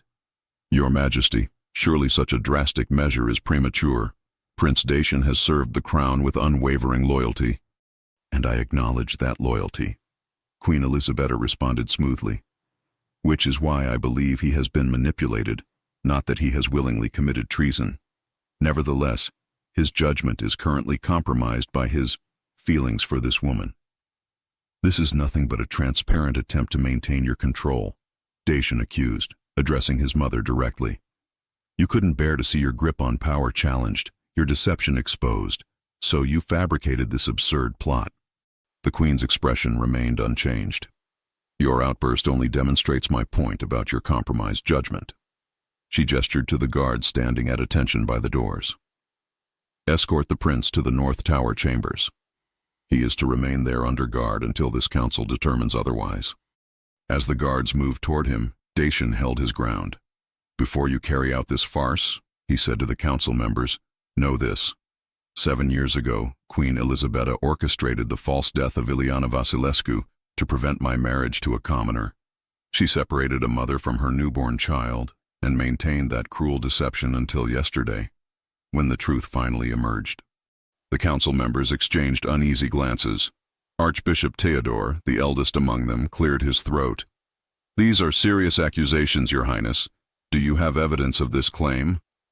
Dr. Mate, the former royal physician, returned yesterday to confess his role in the deception, Dacian replied. Summon him to testify. Queen Elisabeta's composure faltered momentarily. Dr. Mate departed the castle yesterday. His advanced age and questionable mental state make him an unreliable witness. Convenient, Dacian observed coldly. Just as it's convenient that Ileana vanished hours after we confronted you with the truth. Minister Vasilescu, the youngest council member, spoke hesitantly. Perhaps we should delay any action until we can establish the facts more clearly. If Prince Dacian's allegations have merit— They do not, the Queen interrupted sharply, and we cannot afford delays when the security of Romania is at stake. Ottoman agents have already penetrated our castle. Who knows what damage might already be done? The council members, faced with the specter of foreign threats, fell silent. Dacian recognized the masterful manipulation. His mother had long excelled at exploiting fears to achieve her aims. I demand to see Ileana, he stated firmly. If she is indeed detained somewhere in this castle, I have the right as Crown Prince to question her myself.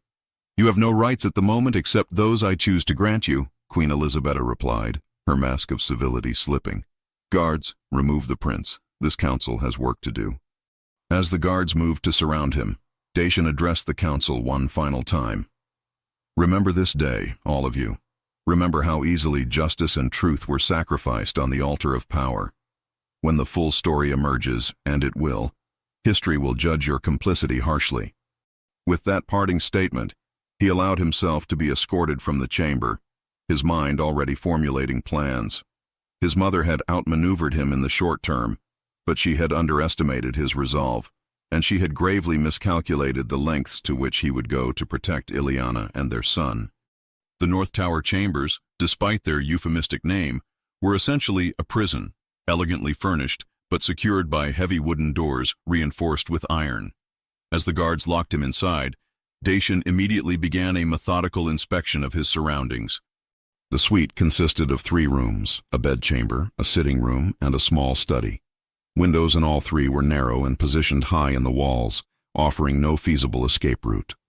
The fireplace was too small for a man to pass through. The furnishings, while comfortable, provided no useful tools. Pacing the perimeter, Dacian's thoughts turned to Ileana. If his mother had truly had her detained, where would she be held? The castle dungeons were the obvious answer, but they hadn't been used in decades. More likely, she would be kept somewhere isolated but not obviously a prison. Perhaps the old gamekeeper's cottage at the edge of the grounds. A soft knock interrupted his thoughts. The door opened to admit Lord Dragomir, accompanied by one of the guards. 5 minutes, the guard stated gruffly before stepping outside and closing the door.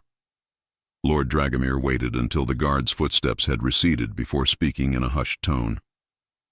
The situation is worse than you know, Your Highness. The Queen has ordered preparations for a public announcement tomorrow, revealing the Ottoman plot and your unfortunate entanglement with a foreign agent. She means to destroy both Ileana's reputation and mine, Dacian surmised grimly, ensuring that even if we eventually refute her claims, the damage will be irreparable. Precisely. Lord Dragomir glanced nervously at the door. There's more. I've discovered where they're holding the Lady Ileana. She's in the old Guardian's quarters beneath the east wing, heavily guarded. Hope surged in Dacian's chest. Is she unharmed? As far as I could determine, yes. But she's being held in harsh conditions. and there's talk of transferring her to the military prison in Brasov by tomorrow. We can't allow that, Dacian stated firmly. Once she's beyond the castle walls, my mother would have complete control over her fate. Lord Dragomir nodded. I had the same thought. That's why I've taken certain precautions. He reached into his coat and withdrew a small iron key. This opens the servants' passage that connects to this tower. It hasn't been used in years. Most have forgotten it exists. Dacian accepted the key with surprise and gratitude. You risk much by helping me, old friend. I serve the crown, Your Highness, but I also serve justice. The older man's eyes reflected his deep loyalty. What the Queen has done, it isn't right. A mother and child should not be separated by royal decree. Where is Ionuts? Dacian asked suddenly, realizing with alarm that his son might also be at risk. The young prince is with his tutor, under watchful eyes, ostensibly for his protection against Ottoman sympathizers, Lord Dragomir replied. He's safe, if confused by the sudden activity. Thank you, Dacian said with heartfelt gratitude. For everything. I've arranged for a trusted guard to be stationed outside the East Wing at midnight. Lord Dragomir continued. The passage from this tower will lead you near enough, but you must be careful. The Queen has doubled the night patrols. With a final nod of determination, Lord Dragomir departed, leaving Dacian alone with the key and the weight of what lay ahead. His mother had forced his hand. What had begun as a personal quest for truth and reconciliation had escalated into a struggle for justice and survival. As darkness fell over Palish Castle, Dacian prepared for what might be the most important mission of his life. His mother had taught him from childhood that royalty must sometimes make difficult choices for the greater good. Tonight, he would demonstrate that he had learned that lesson well, though perhaps not in the way she had intended. The hidden passage awaited, and with it, the chance to reclaim what had been stolen from him 7 years ago. His love, his family, and his future. The ancient passage behind the stone hearth in Dacian's tower chamber was narrow and thick with cobwebs. He navigated by the dim light of a single candle, counting his steps as he descended deeper into the castle's forgotten recesses. The air grew increasingly damp and cold, carrying the musty scent of decades, perhaps centuries, of disuse. After what felt like an eternity, Dacian reached a junction where the passage split in 3 directions. He paused, mentally orienting himself. The east wing would be to the right, if his knowledge of the castle's layout remained accurate beneath its foundations. As he turned right, a distant sound caught his attention. Hushed voices echoing through the stone corridors. He extinguished his candle immediately, pressing himself against the wall as the voices grew louder. Waste of time, if you ask me, a gruff male voice was saying, guarding a seamstress as if she were a foreign dignitary. Orders are orders, replied a second voice. Besides, she's not just any seamstress if the rumors are true. You believe that nonsense about her being the prince's lost love? Sounds like something from a gypsy folktale. I've been at this castle long enough to know that royal secrets are often stranger than any tale. The way the Queen is handling this, it's personal, mark my words. The voices faded as the guards continued their patrol, leaving Dacian momentarily frozen in place. They were speaking of Ileana, confirming Lord Dragomir's intelligence about her location. With renewed determination, he relit his candle and pressed forward. Eventually the passage narrowed further, ending at what appeared to be a solid wall. Dacian examined it carefully, his fingers finding a small, nearly invisible lever disguised as a protruding stone. When pulled, it released a mechanism that caused a section of the wall to swing inward, revealing a storage room stacked with linens. Moving silently, he navigated through the storage room to its door, carefully opening it a crack to survey the corridor beyond. It was dimly lit and empty, but voices could be heard from a guard post around the corner. According to Lord Dragomir's information, Ileana would be held in the former Guardian's quarters, a small suite of rooms originally designed to house the captain of the Royal Guard, now used primarily for storage. Using the shadows for cover, Dacian made his way toward the location, freezing whenever footsteps approached. Finally, he reached a heavy wooden door guarded by a single sentinel. This would be the most dangerous part of his mission. Removing his signet ring, Dacian deliberately dropped it, the metallic sound echoing in the quiet corridor. As expected, the guard turned toward the noise, taking a few cautious steps to investigate. Seizing the opportunity, Dacian emerged from the shadows behind him, one arm quickly encircling the man's neck in a practiced hold taught to him years ago by his military instructors. "I don't wish to harm you," he whispered as the guard struggled briefly before recognizing his captor. Your Highness?" the man gasped, immediately ceasing his resistance.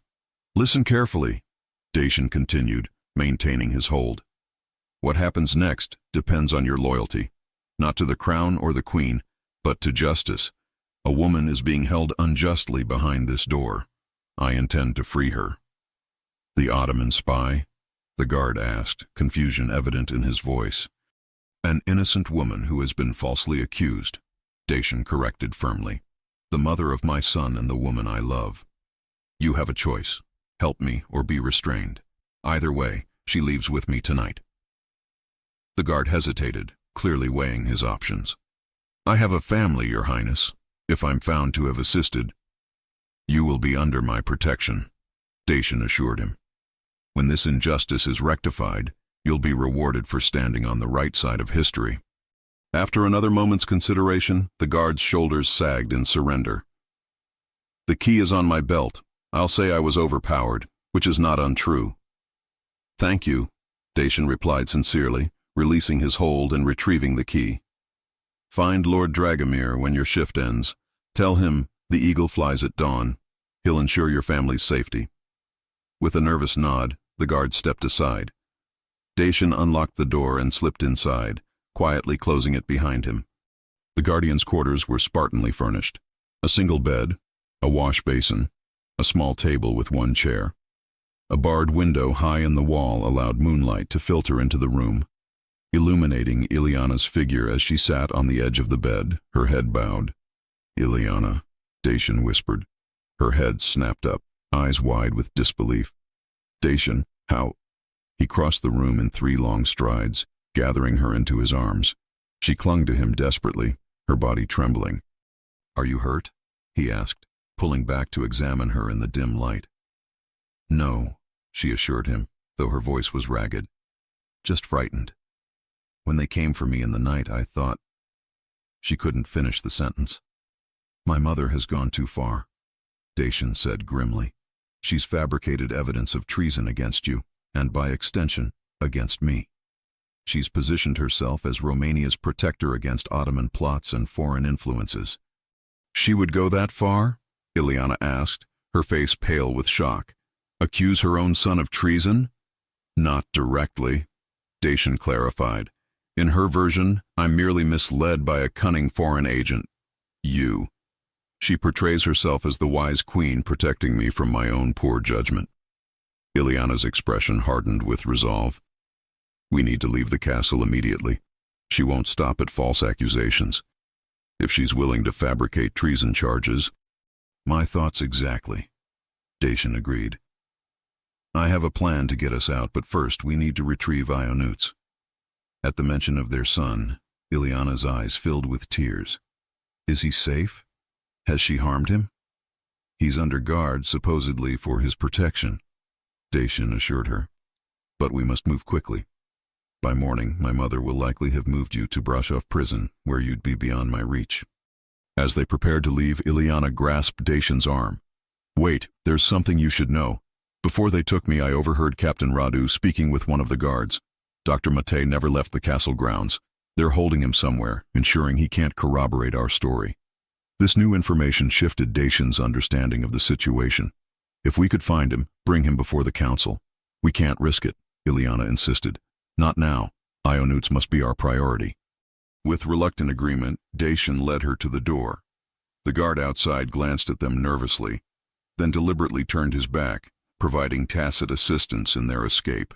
They moved through the shadowy corridors like ghosts, using Dacian's intimate knowledge of the castle's layout to avoid the increased patrols. When they reached the royal nursery wing, however, they encountered an unexpected obstacle. Captain Radu himself stood outside Ionuts' chambers, alert and vigilant. "We can't confront him directly," Dacian whispered, pulling Ileana into an alcove. "He's too loyal to my mother." "What about the servants' entrance?" Ileana suggested. "The small door that leads to the children's dining room?" "It would be guarded as well," Dacian replied, frustration evident in his voice. He paused, considering their options. "There is another way, though it's risky. The old tutor's chamber connects to Ionutz's through a shared study. If we can access that room—" Their planning was interrupted by a small voice behind them. "Father? Mother?" They turned in unison, startled to find Ionutz standing in the corridor, clutching his wooden knight figurine. The boy was in his nightclothes, his dark hair tousled from sleep. "Ionutz," Ileana whispered urgently, kneeling to embrace him. "What are you doing out of bed, my love?" "I had a bad dream," the child explained, his blue eyes wide. "I was looking for you. The guards wouldn't let me leave my room, but I know all the secret passages." There was a hint of pride in his admission. Dacian couldn't suppress a smile despite the gravity of their situation. Like father, like son. "We need to be very quiet now," he instructed, crouching beside his son. "We're going on a journey, a secret one, like in the adventures I read to you." Ionutz's expression brightened. "With dragons and brave knights?" "Perhaps not dragons," Ileana smiled, smoothing his hair. "But certainly brave knights. You'll need to be very brave and very quiet. Can you do that?" The boy nodded solemnly. "Where are we going?" Dacian and Ileana exchanged a glance. "To a place where we can be together," Dacian answered simply. "As a family." "Away from grandmother?" Ionutz asked perceptively. "For a while," Dacian confirmed, surprised by his son's intuition. "Until some matters are resolved." Ionutz considered this, then nodded again with childish determination. "I'll get my cloak and boots." "No." Ileana caught his arm gently. "We can't return to your chambers. It's too dangerous." The boy looked momentarily confused, then thoughtful. "We can use the passage behind the big tapestry," he suggested. "It goes all the way to the stables. I followed Nanny Morella once when she didn't know I was watching." Dacian and Ileana shared another look of surprise. Their son had apparently been exploring the castle's secrets far more thoroughly than anyone had realized. "That's perfect," Dacian agreed, lifting Ionutz into his arms. "Lead the way, brave knight." With the child's guidance, they navigated yet another hidden passage, this one dustier and narrower than the others. Ionutz remained silent as promised, though his eyes shone with excitement at being part of a real adventure. When they finally emerged near the royal stables, Dacian set Ionutz down behind a stack of hay bales while he assessed the situation. 2 grooms were on night duty, but both appeared to be dozing in the tack room. "Wait here," he whispered to Ileana and Ionutz. "I'll secure horses for our journey." Moving with the stealth honed during countless hunting expeditions, Dacian selected 3 of the most reliable mounts: his own stallion, Fulgur, a gentle mare for Ileana, and a small, sturdy pony that Ionutz had been learning to ride. He saddled them quickly, adding saddlebags with provisions from the stable stores. When he returned to his family, Ionutz was shivering slightly in his nightclothes. Without hesitation, Dacian removed his own cloak and wrapped it around the boy. "It will be too large," he acknowledged, "but it will keep you warm until we can find proper clothing." As they prepared to mount, Ileana suddenly grasped Dacian's arm. "Listen." In the distance, alarm bells began to ring, the castle's warning system activated only in times of great emergency. "They've discovered our absence," Dacian said grimly. "We must ride now, without delay." He lifted Ionutz onto the pony, ensuring the child was secure, then helped Ileana mount the mare. Within moments they were galloping away from Palish Castle, the sound of the alarm bells fading behind them as they entered the dense forest that would provide their initial cover. Ionutz, despite the danger and the late hour, sat straight in his saddle, his small face set with the same determination Dacian had often seen in Ileana's expression. The child of their love was proving to be a perfect blend of both parents, courageous, adaptable, and resilient. As they rode through the moonlit forest, Dacian cast one backward glance at the castle silhouetted against the night sky. For the first time in his life, he was defying his royal duties, abandoning his position and his people. Yet strangely, With Ileana and Ionuts by his side, he felt more like a true prince, more worthy of leading than he ever had within those stone walls. Behind them, the castle continued to sound its alarm, calling guards and soldiers to action. Ahead lay uncertainty, danger, and the possibility of a life forever changed. But as the three rode deeper into the protective darkness of the Carpathian forest, one certainty remained: they were at last truly a family. Dawn broke over the Carpathian mountains, painting the peaks in hues of gold and rose as Dacian, Ileana, and Ionuts continued their journey through the winding forest paths. They had ridden through the night, stopping only briefly to rest the horses and warm Ionuts, who had finally succumbed to exhaustion and now slept against his father's chest, secured by Dacian's strong arms. "We should reach Morella's cottage by midday," Ileana said softly, guiding her mare alongside Dacian's stallion. "She'll shelter us while we decide our next steps." Dacian nodded, his expression a mixture of determination and concern. "By now, my mother will have sent riders in all directions. The roads will be watched, messengers dispatched to neighboring villages. That's why we're avoiding the roads," Ileana reminded him, gesturing to the barely visible trail they followed, a hunter's path known to few outside the local woodsmen. They rode in companionable silence for a while, the forest awakening around them with birdsong and the rustling of small creatures in the underbrush. Despite the danger of their situation, Ileana couldn't help feeling a profound sense of rightness, finally together with the two people she loved most in the world. "What are you thinking?" Dacian asked, noticing her contemplative expression. "That this is the first time we've truly been together as a family," she replied, her voice tinged with both joy and sadness for the years lost. "Despite everything, I feel complete." Dacian's eyes softened as he gazed at her. "As do I.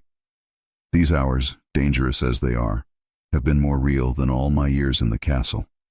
Ionuts stirred against Dacian's chest, blinking sleepily. "Are we still on our adventure, father?" "Yes, brave knight," Dacian assured him with a smile. "We're going to visit your mother's friend Morella. Do you remember her?" The boy nodded. "The kind lady with the sweetbread.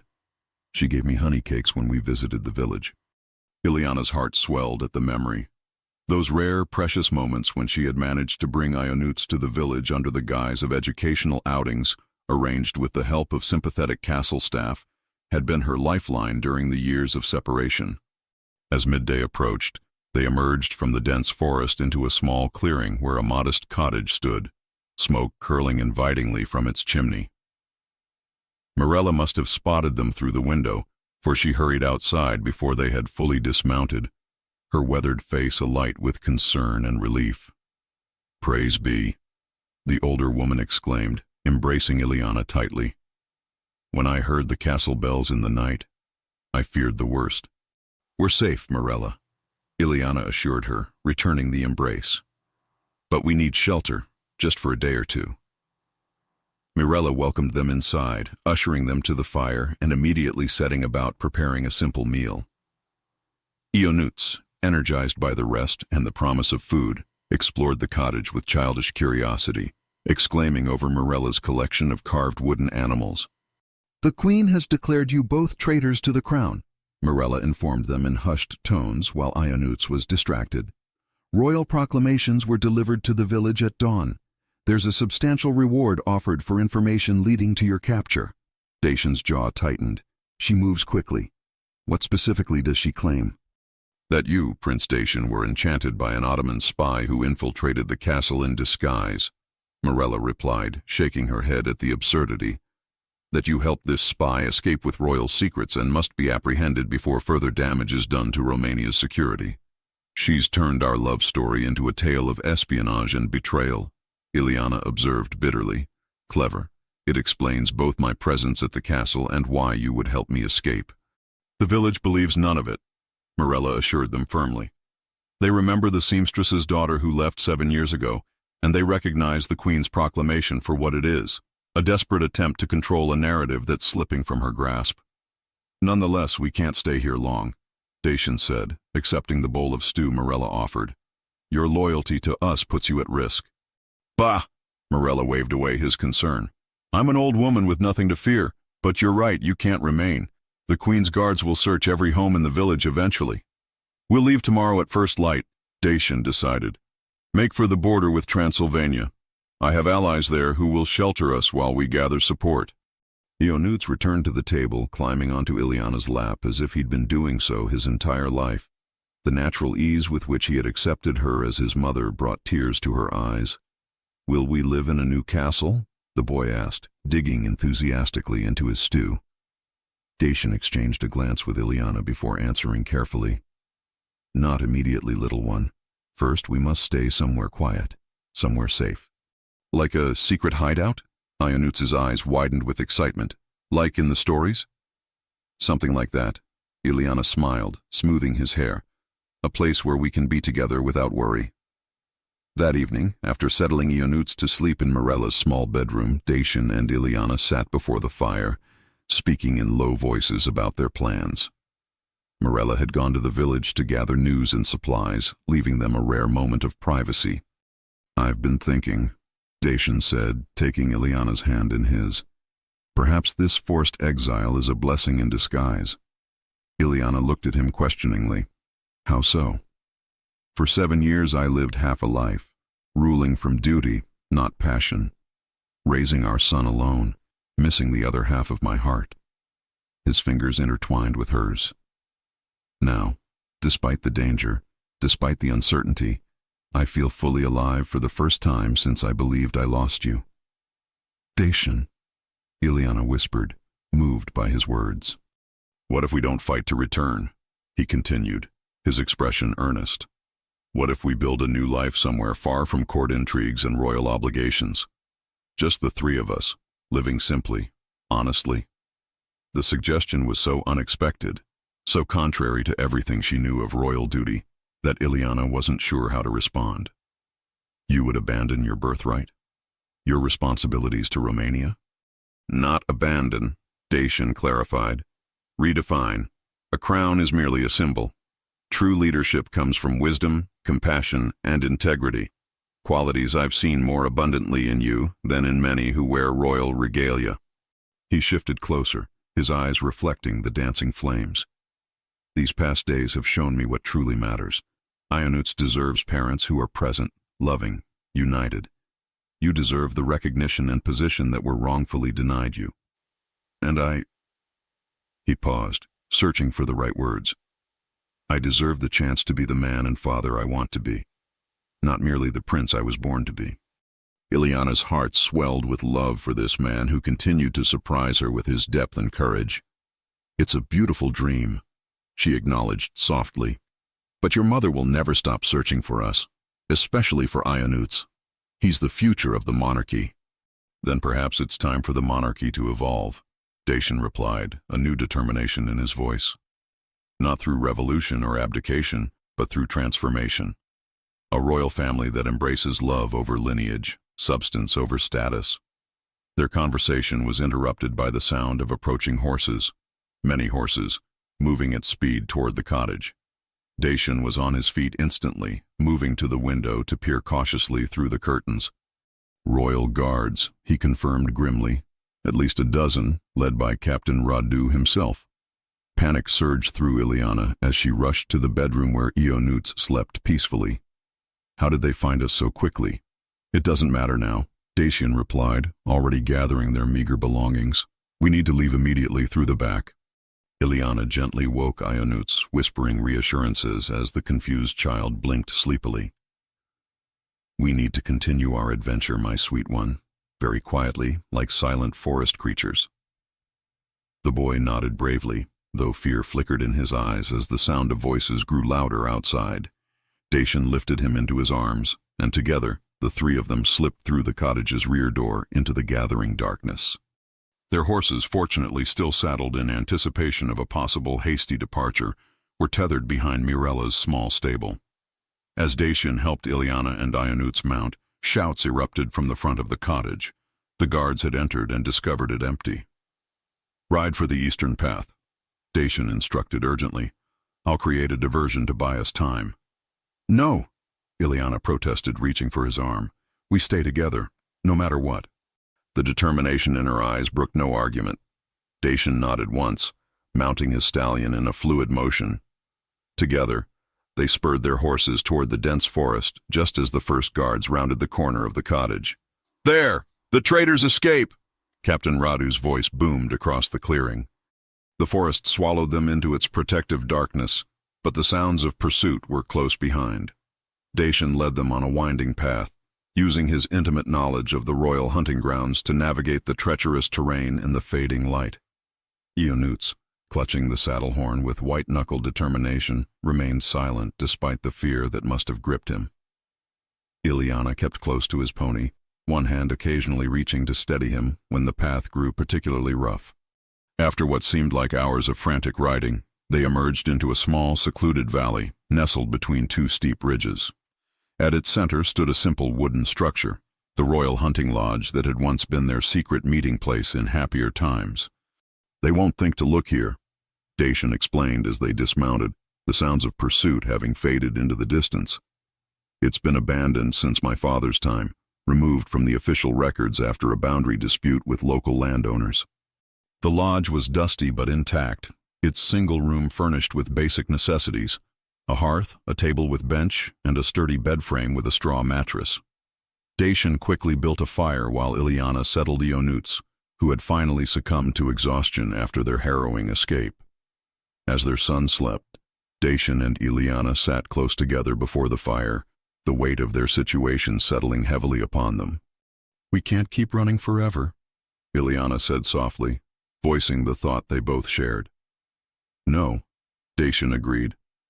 "Sooner or later we must confront what awaits us, be it exile or reconciliation." Ileana leaned her head against his shoulder, drawing comfort from his solid presence. "When I was held in that cell, believing I might never see you or Ionutz again, I made a promise to myself.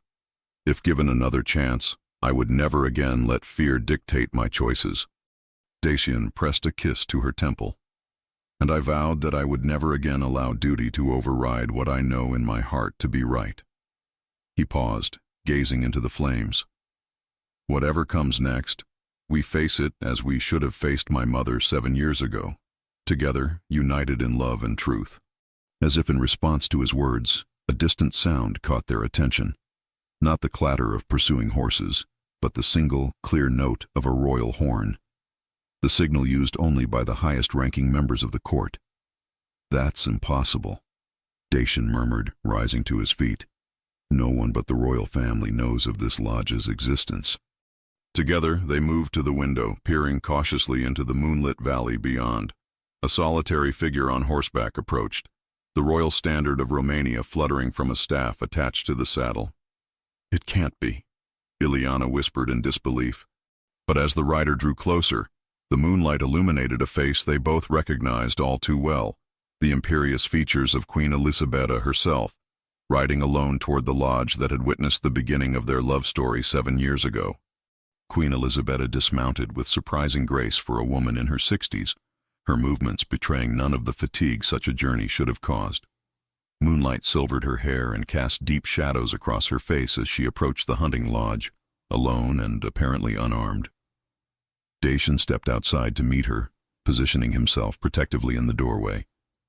His expression was a carefully controlled mask, revealing nothing of the turmoil within. "Mother," he acknowledged coldly, "have you come to arrest us personally, or merely to witness our capture?" The queen stopped several paces from her son, studying him with an unreadable expression. "I've come alone, Dacian. No guards, no soldiers." "Forgive me if I find that difficult to believe," he replied, "after your elaborate accusations of treason, your fabricated evidence, your imprisonment of the woman I love." "I deserve your suspicion," Queen Elisabetta admitted, her voice lacking its usual imperial tone. "But I speak the truth. My escort believes I'm resting at the monastery of St. Nicholas. No one knows I'm here." From inside the lodge, Ileana watched the exchange with trepidation, her body tense and ready to flee with Ionutz should the need arise. But something in the queen's demeanor, a certain weariness, a vulnerability never before displayed, gave her pause. "How did you find us?" Dacian demanded. A ghost of a smile touched the queen's lips. Did you think I wouldn't know of this place? Where your father first brought me when we were young. Where you later brought Ileana. She gestured toward the lodge. Royal secrets have a way of reaching royal ears, my son. Dacian's composure faltered momentarily at the revelation. What do you want? To speak with you. Both of you. The queen's gaze shifted to the doorway where Ileana now stood. Without pretense or manipulation. Just words, honest ones, if you can believe such a thing possible from me. After a moment's hesitation, Dacian stepped aside, permitting his mother to enter the lodge. Ileana moved closer to the sleeping Ionuts, instinctively protective. Queen Elizabetta's eyes immediately found her grandson, softening as they took in his peaceful form. He sleeps like you did at his age, she said quietly to Dacian. Deeply, completely, with absolute trust in the safety of his surroundings. The observation, so unexpectedly personal, caught both Dacian and Ileana off guard. Why are you here? Ileana finally asked, breaking the strained silence. The queen turned to face her, and for the first time, Ileana saw something resembling regret in those regal features. I've spent a lifetime making difficult decisions in service to the crown, she began.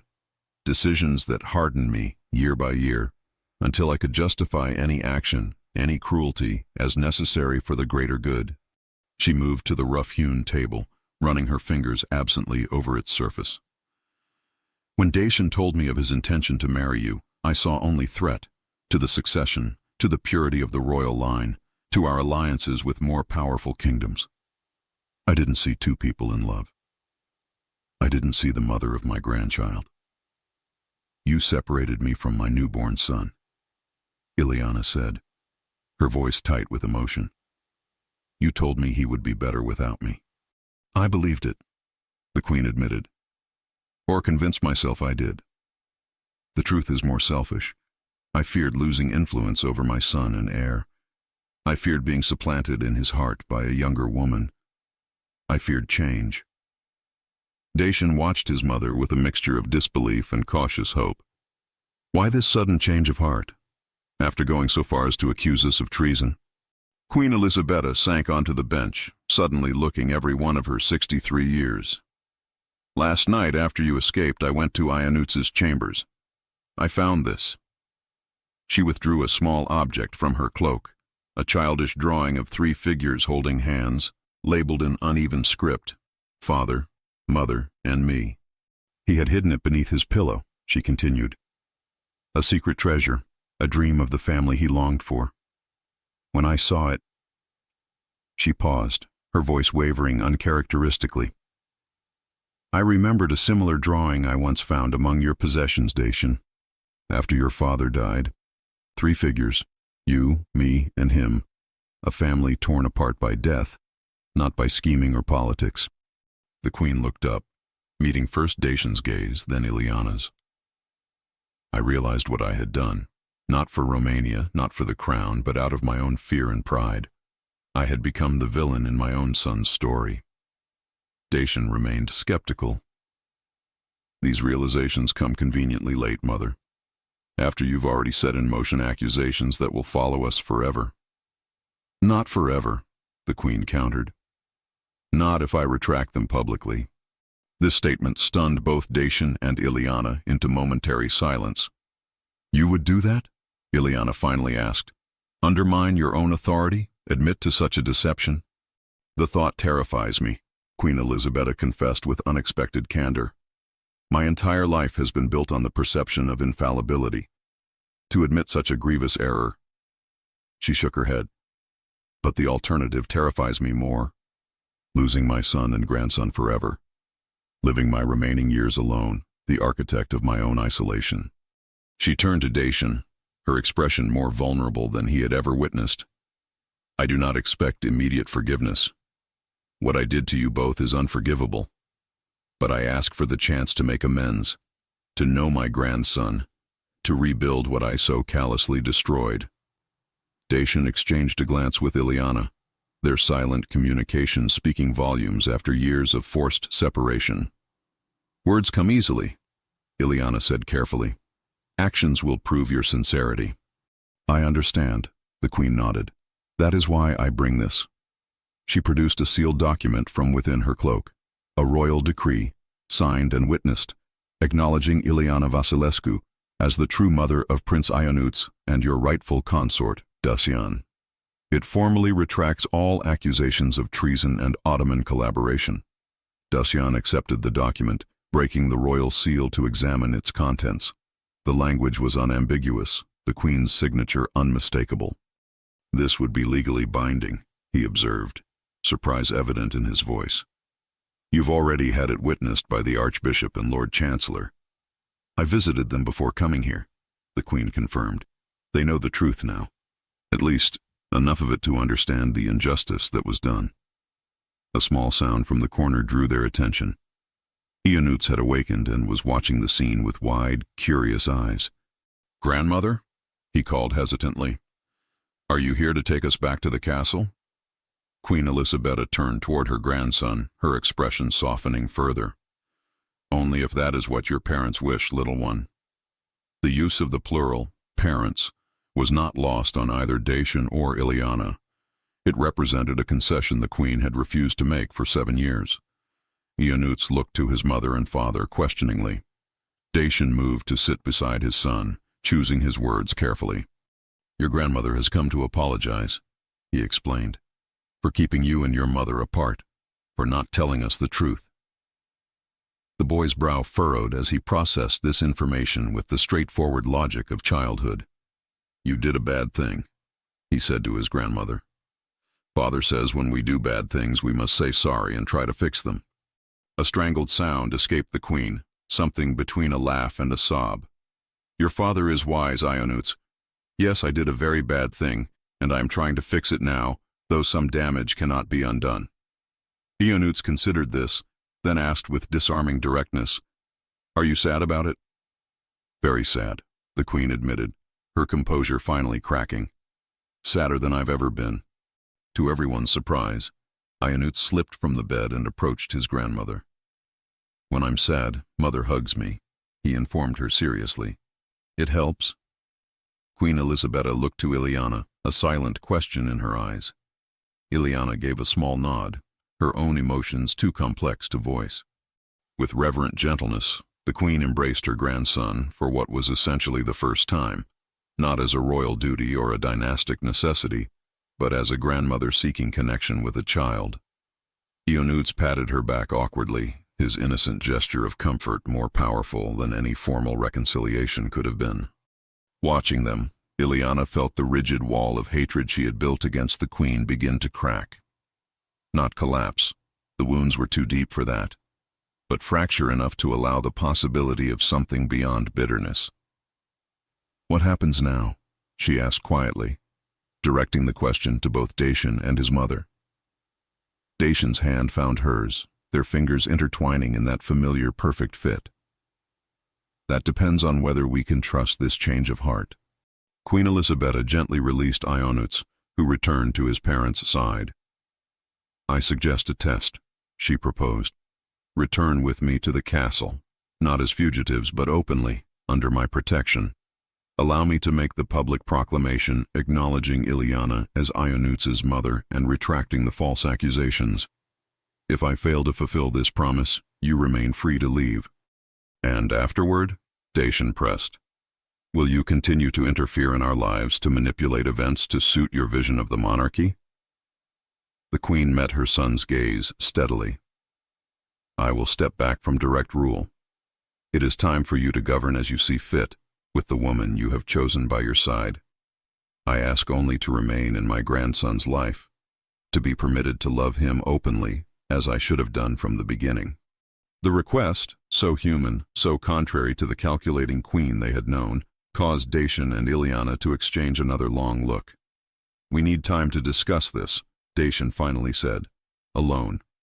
The queen nodded, rising from the bench. I will wait outside.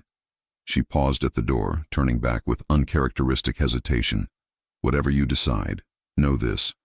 I am proud of the man you've become, Dacian, a better ruler than I could ever be, because you understand what I forgot long ago, that strength comes not from power over others, but from love shared between equals.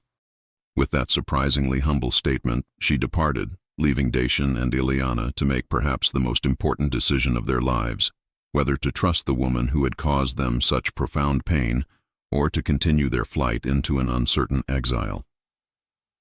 Ionuts, sensing the gravity of the moment, climbed onto Ileana's lap, nestling against her with complete trust. His small hand reached for his father's, creating a circle of connection that symbolized everything they had fought to preserve.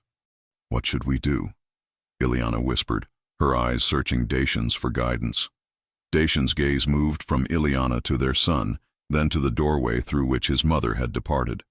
The choice before them was not simply about forgiveness or justice, but about the kind of future they wished to build, one defined by past wounds or by the possibility of healing. The grand ballroom of Palish Castle blazed with light from 1,000 candles, their golden glow reflecting off the polished marble floors and ornate mirrors.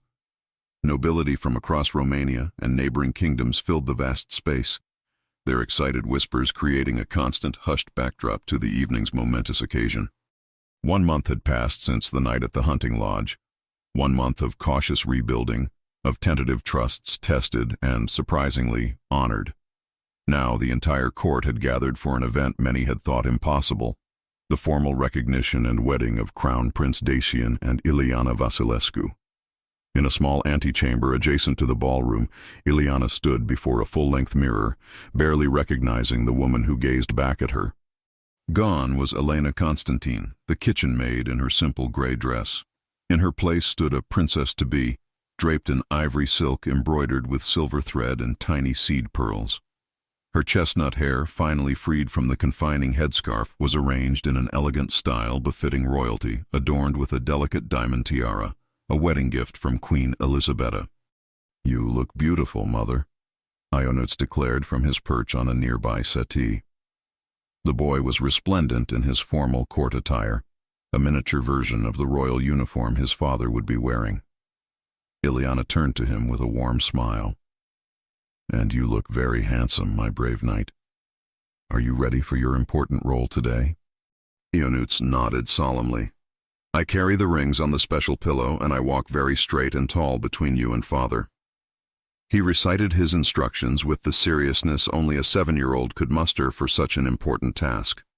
A soft knock at the door preceded the entrance of Queen Elisabetta. The past month had altered her as well, though in more subtle ways.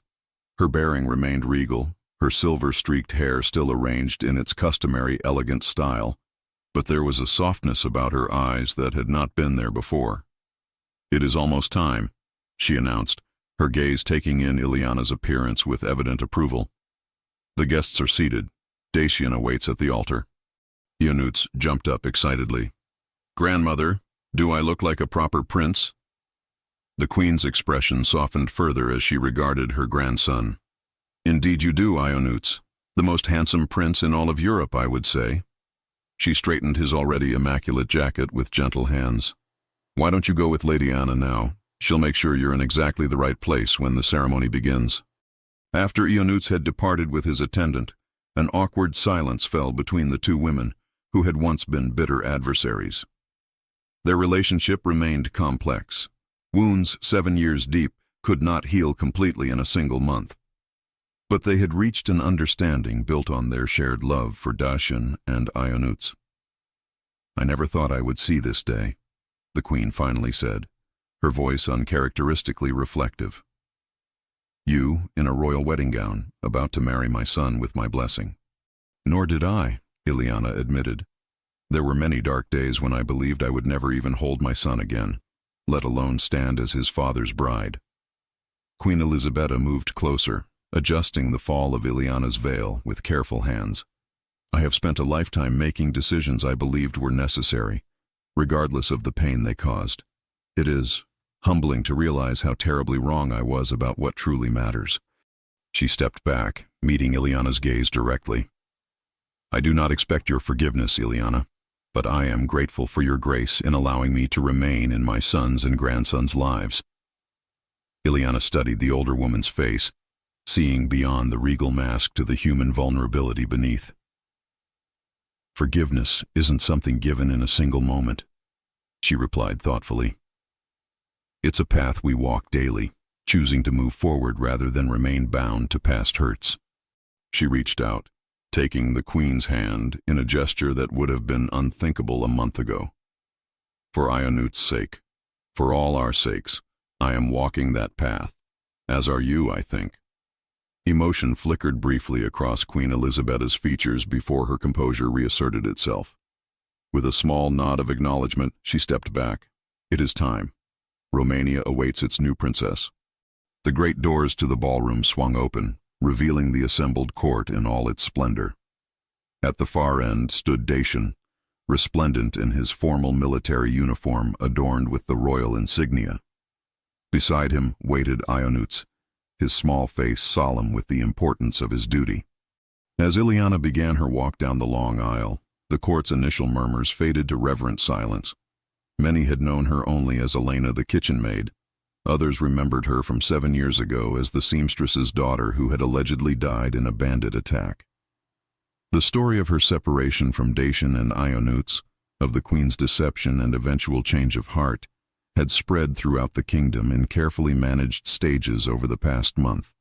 What might have been a scandal had instead become a romantic legend, a tale of love overcoming all obstacles, of a mother's devotion, a father's steadfastness, and even a queen's redemption. The people of Romania, always fond of a good love story, had embraced the narrative wholeheartedly. When Ileana reached the altar, Dacian took her hands in his blue eyes shining with a joy so pure it brought tears to her own.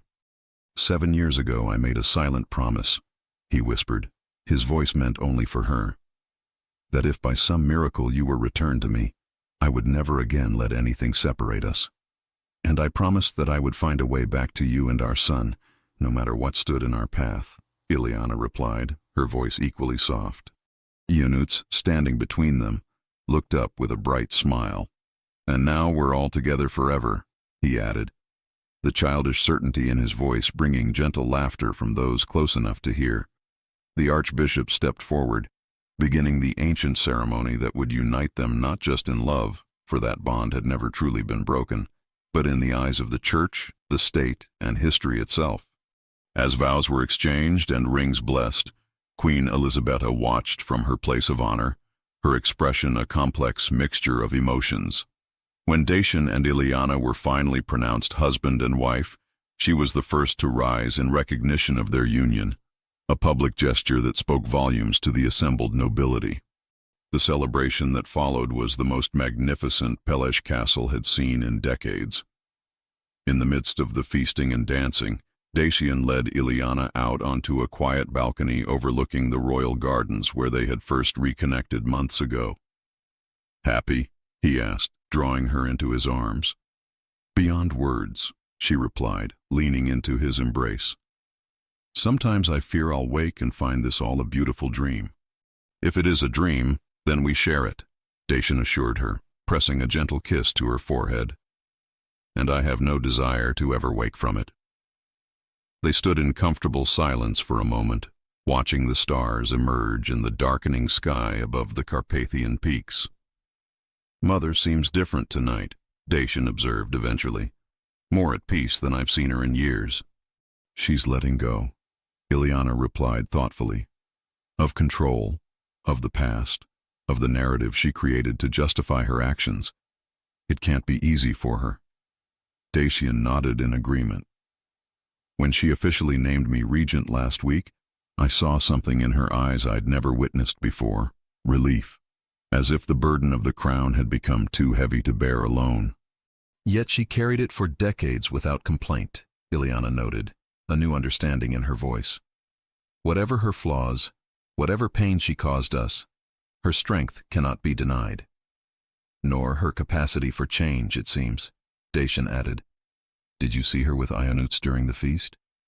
Teaching him the names and ranks of every noble house as she once taught me? There was genuine joy in her face. Ileana smiled, remembering the scene. He adores her, despite everything. Children have an extraordinary capacity for love without conditions. Their conversation was interrupted by the subject himself as Ionut burst onto the balcony, his formal jacket now slightly rumpled, his face flushed with excitement. "Father, Mother, Grandmother says it's almost time for the special announcement." He tugged at their hands impatiently. "Come quickly." They followed him back into the ballroom, where Queen Elisabetta had taken a position on the dais. The musicians fell silent as she raised her hand for attention. "Lords and ladies of Romania," she began, her voice carrying effortlessly across the vast room. "Today we celebrate not just the union of two hearts that destiny could not keep apart, but also the beginning of a new era for our beloved kingdom." She gestured for Dacian and Ileana to join her, Ionuț rushing ahead to stand proudly beside his grandmother.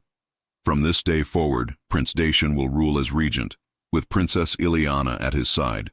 Together they will lead Romania into a future built on both tradition and transformation.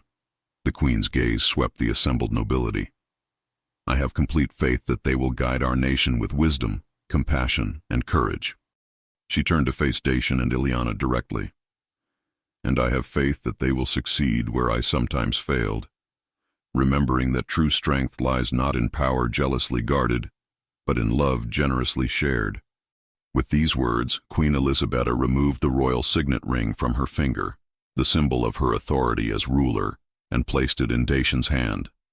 The gesture, though largely ceremonial, given the legal transition of power had occurred days earlier, held profound symbolic meaning for all who witnessed it. As the court erupted in cheers and applause, Ionuț tugged at his grandmother's sleeve. "Does this mean father is king now?" he asked, loud enough for those nearby to hear. The Queen smiled down at him, a genuine warmth in her expression that few had ever seen. "Not yet, little one, but someday, many years from now, he will be, and after him, you will wear the crown." Ionuț considered this solemnly, then declared with childish practicality, "I think I'll need a bigger head first." Laughter rippled through the crowd, the innocent observation breaking the formality of the moment. Dacian lifted his son into his arms, Ileana moving close beside them, creating a tableau of royal unity that would be remembered for generations. Later that night, after the celebrations had ended and Ionuț had finally been persuaded to sleep, Dacian and Ileana stood together in their private chambers, no longer separated as prince and servant, but united as husband and wife. "I once believed true happiness was impossible after losing you," Dacian confessed, drawing her into his arms. "Now I understand that our separation, painful as it was, has made this reunion all the more precious." Ileana reached up to trace the beloved contours of his face. "Every moment apart was worth it for this lifetime together," she whispered. "For our son to know both his parents, for your mother to find redemption, for Romania to see that love can conquer even the most formidable obstacles." As they sealed this new beginning with a kiss, the silver pendants they both still wore, symbols of their connection even when separated, caught the moonlight streaming through the window. Always connected, even when apart, but now, finally and forever, together as they were always meant to be. In the royal nursery down the hall, Ionuț slept peacefully, his dreams filled not with imagined adventures, but with the simple, perfect joy of a family complete at last. And in her own chambers, Queen Elisabetta stood at her window, gazing at the same moon, her heart lighter than it had been in decades, secure in the knowledge that some mistakes, even those born of pride and fear, could eventually be mended by courage, honesty, and love.